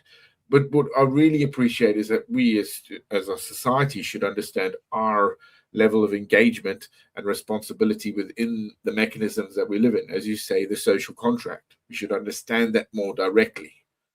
And you're right, where it comes to our lands or where it is, it's none of this, oh, well, you stole from these people. No. Where we sit today, the sins of the fathers have been passed. We should understand that. So the BLM screwed things up so bad in this country, it was unbelievable. Because it was like, Even in that the happened in UK. America, but that shit came here, and fucking people were like, yeah, I can make some money from this. Because everything is about exploiting one's problems, not helping them. not actually owning the problem as well, because oh, help me. And boy, have I seen that shit in my time, bro. Where it's like, look, mate, come on, pull yourself towards yourself. It's cool. You've made a mistake. Let's move on. It's cool, but learn from that mistake. Don't fucking say that mistake is problematic. People, it's unreal some of the time, Jeff. You have people just breaking down. It's like, what the fuck's wrong with you, mate? You can't do it. If you don't like the heat, get out the kitchen. Based resiliency, anti-fragility. That's what they should be teaching at schools. Not how to get offended over any and every little thing. Yeah. They need to teach them what they as basics. So again, it should always be as kids play. It should be play as kids, right? Yes, even adult, go play. That is my the motto. play is so important, but it's also because if you give them free rein to play, it's been shown that they want to learn more. But also, one thing is like for sort of the empathy and apathy of a human, it should be things like theatrical works. Why parables work so well? You do drama, correct?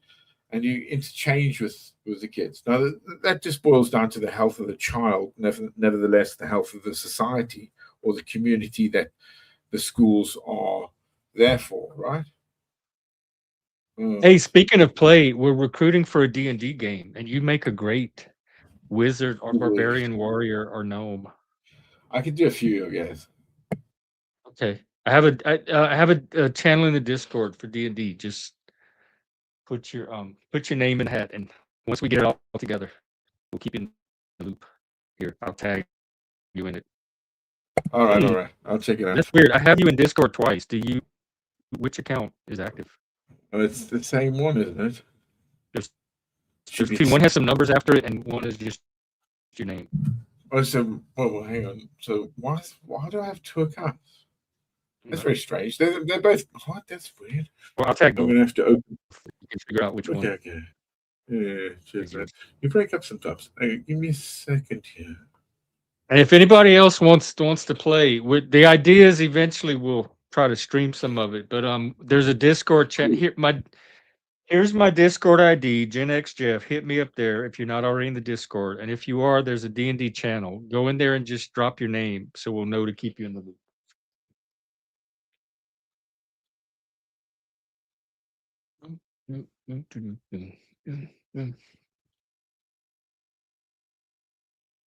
Right, let me check back in on Paul.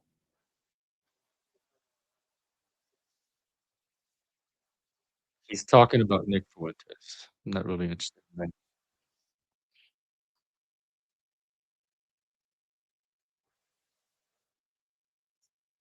Don't guess he's gonna get into MAGA yet.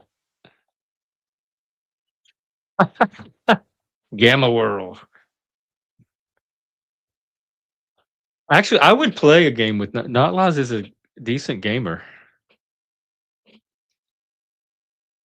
You can play Notlaws. I'd have you in the party.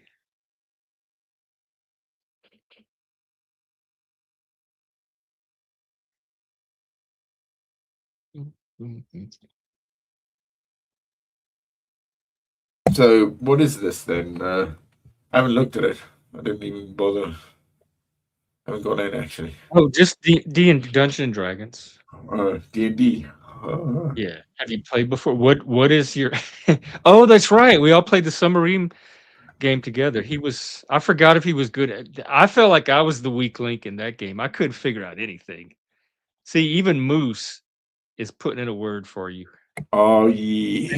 Notlaws and I played. We were here, which is a co-op video Hey. game. He was really good. Are we gonna act and stuff as well, aren't we? Yeah, you're gonna play a character. Play the character. Fuck yeah. RW is gonna be a trans mega gnome. You trans mega gnome help bend and converting people. What? I'm gonna do that. No one in it. What?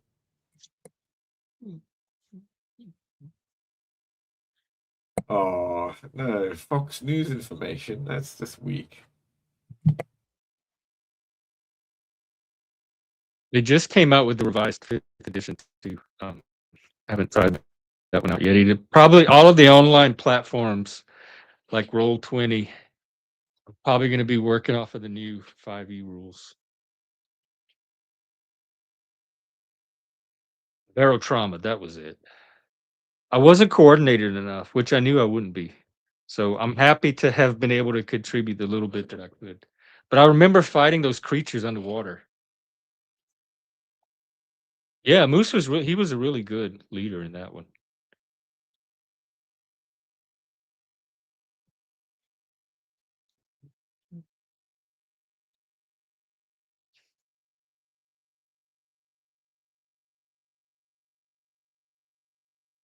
Well, I think I'm go ahead and break now. It seems like a good time. All right. All And right, I'll either buddy. come out later tonight for another Yeah. panel or we'll go over to the All right. pub tonight and let them do their thing. You be safe. Yeah. You too, African. Good seeing you. Cheers. See you again. We'll see you for the game. Well, thank you for watching and participating. Such an active community. I love it. Yeah, thank you guys. You know, I appreciate each and every one of you. So, um, once I know about tonight, I'll either drop the link for the international pub in Discord or I will do a panel later tonight. So, in the meantime, enjoy the rest of your Friday the 13th. I hope it's as lucky and great and fun for you as it has been for me. And I'll see you somewhere later tonight. Take care, folks. And over and out. Happy 13.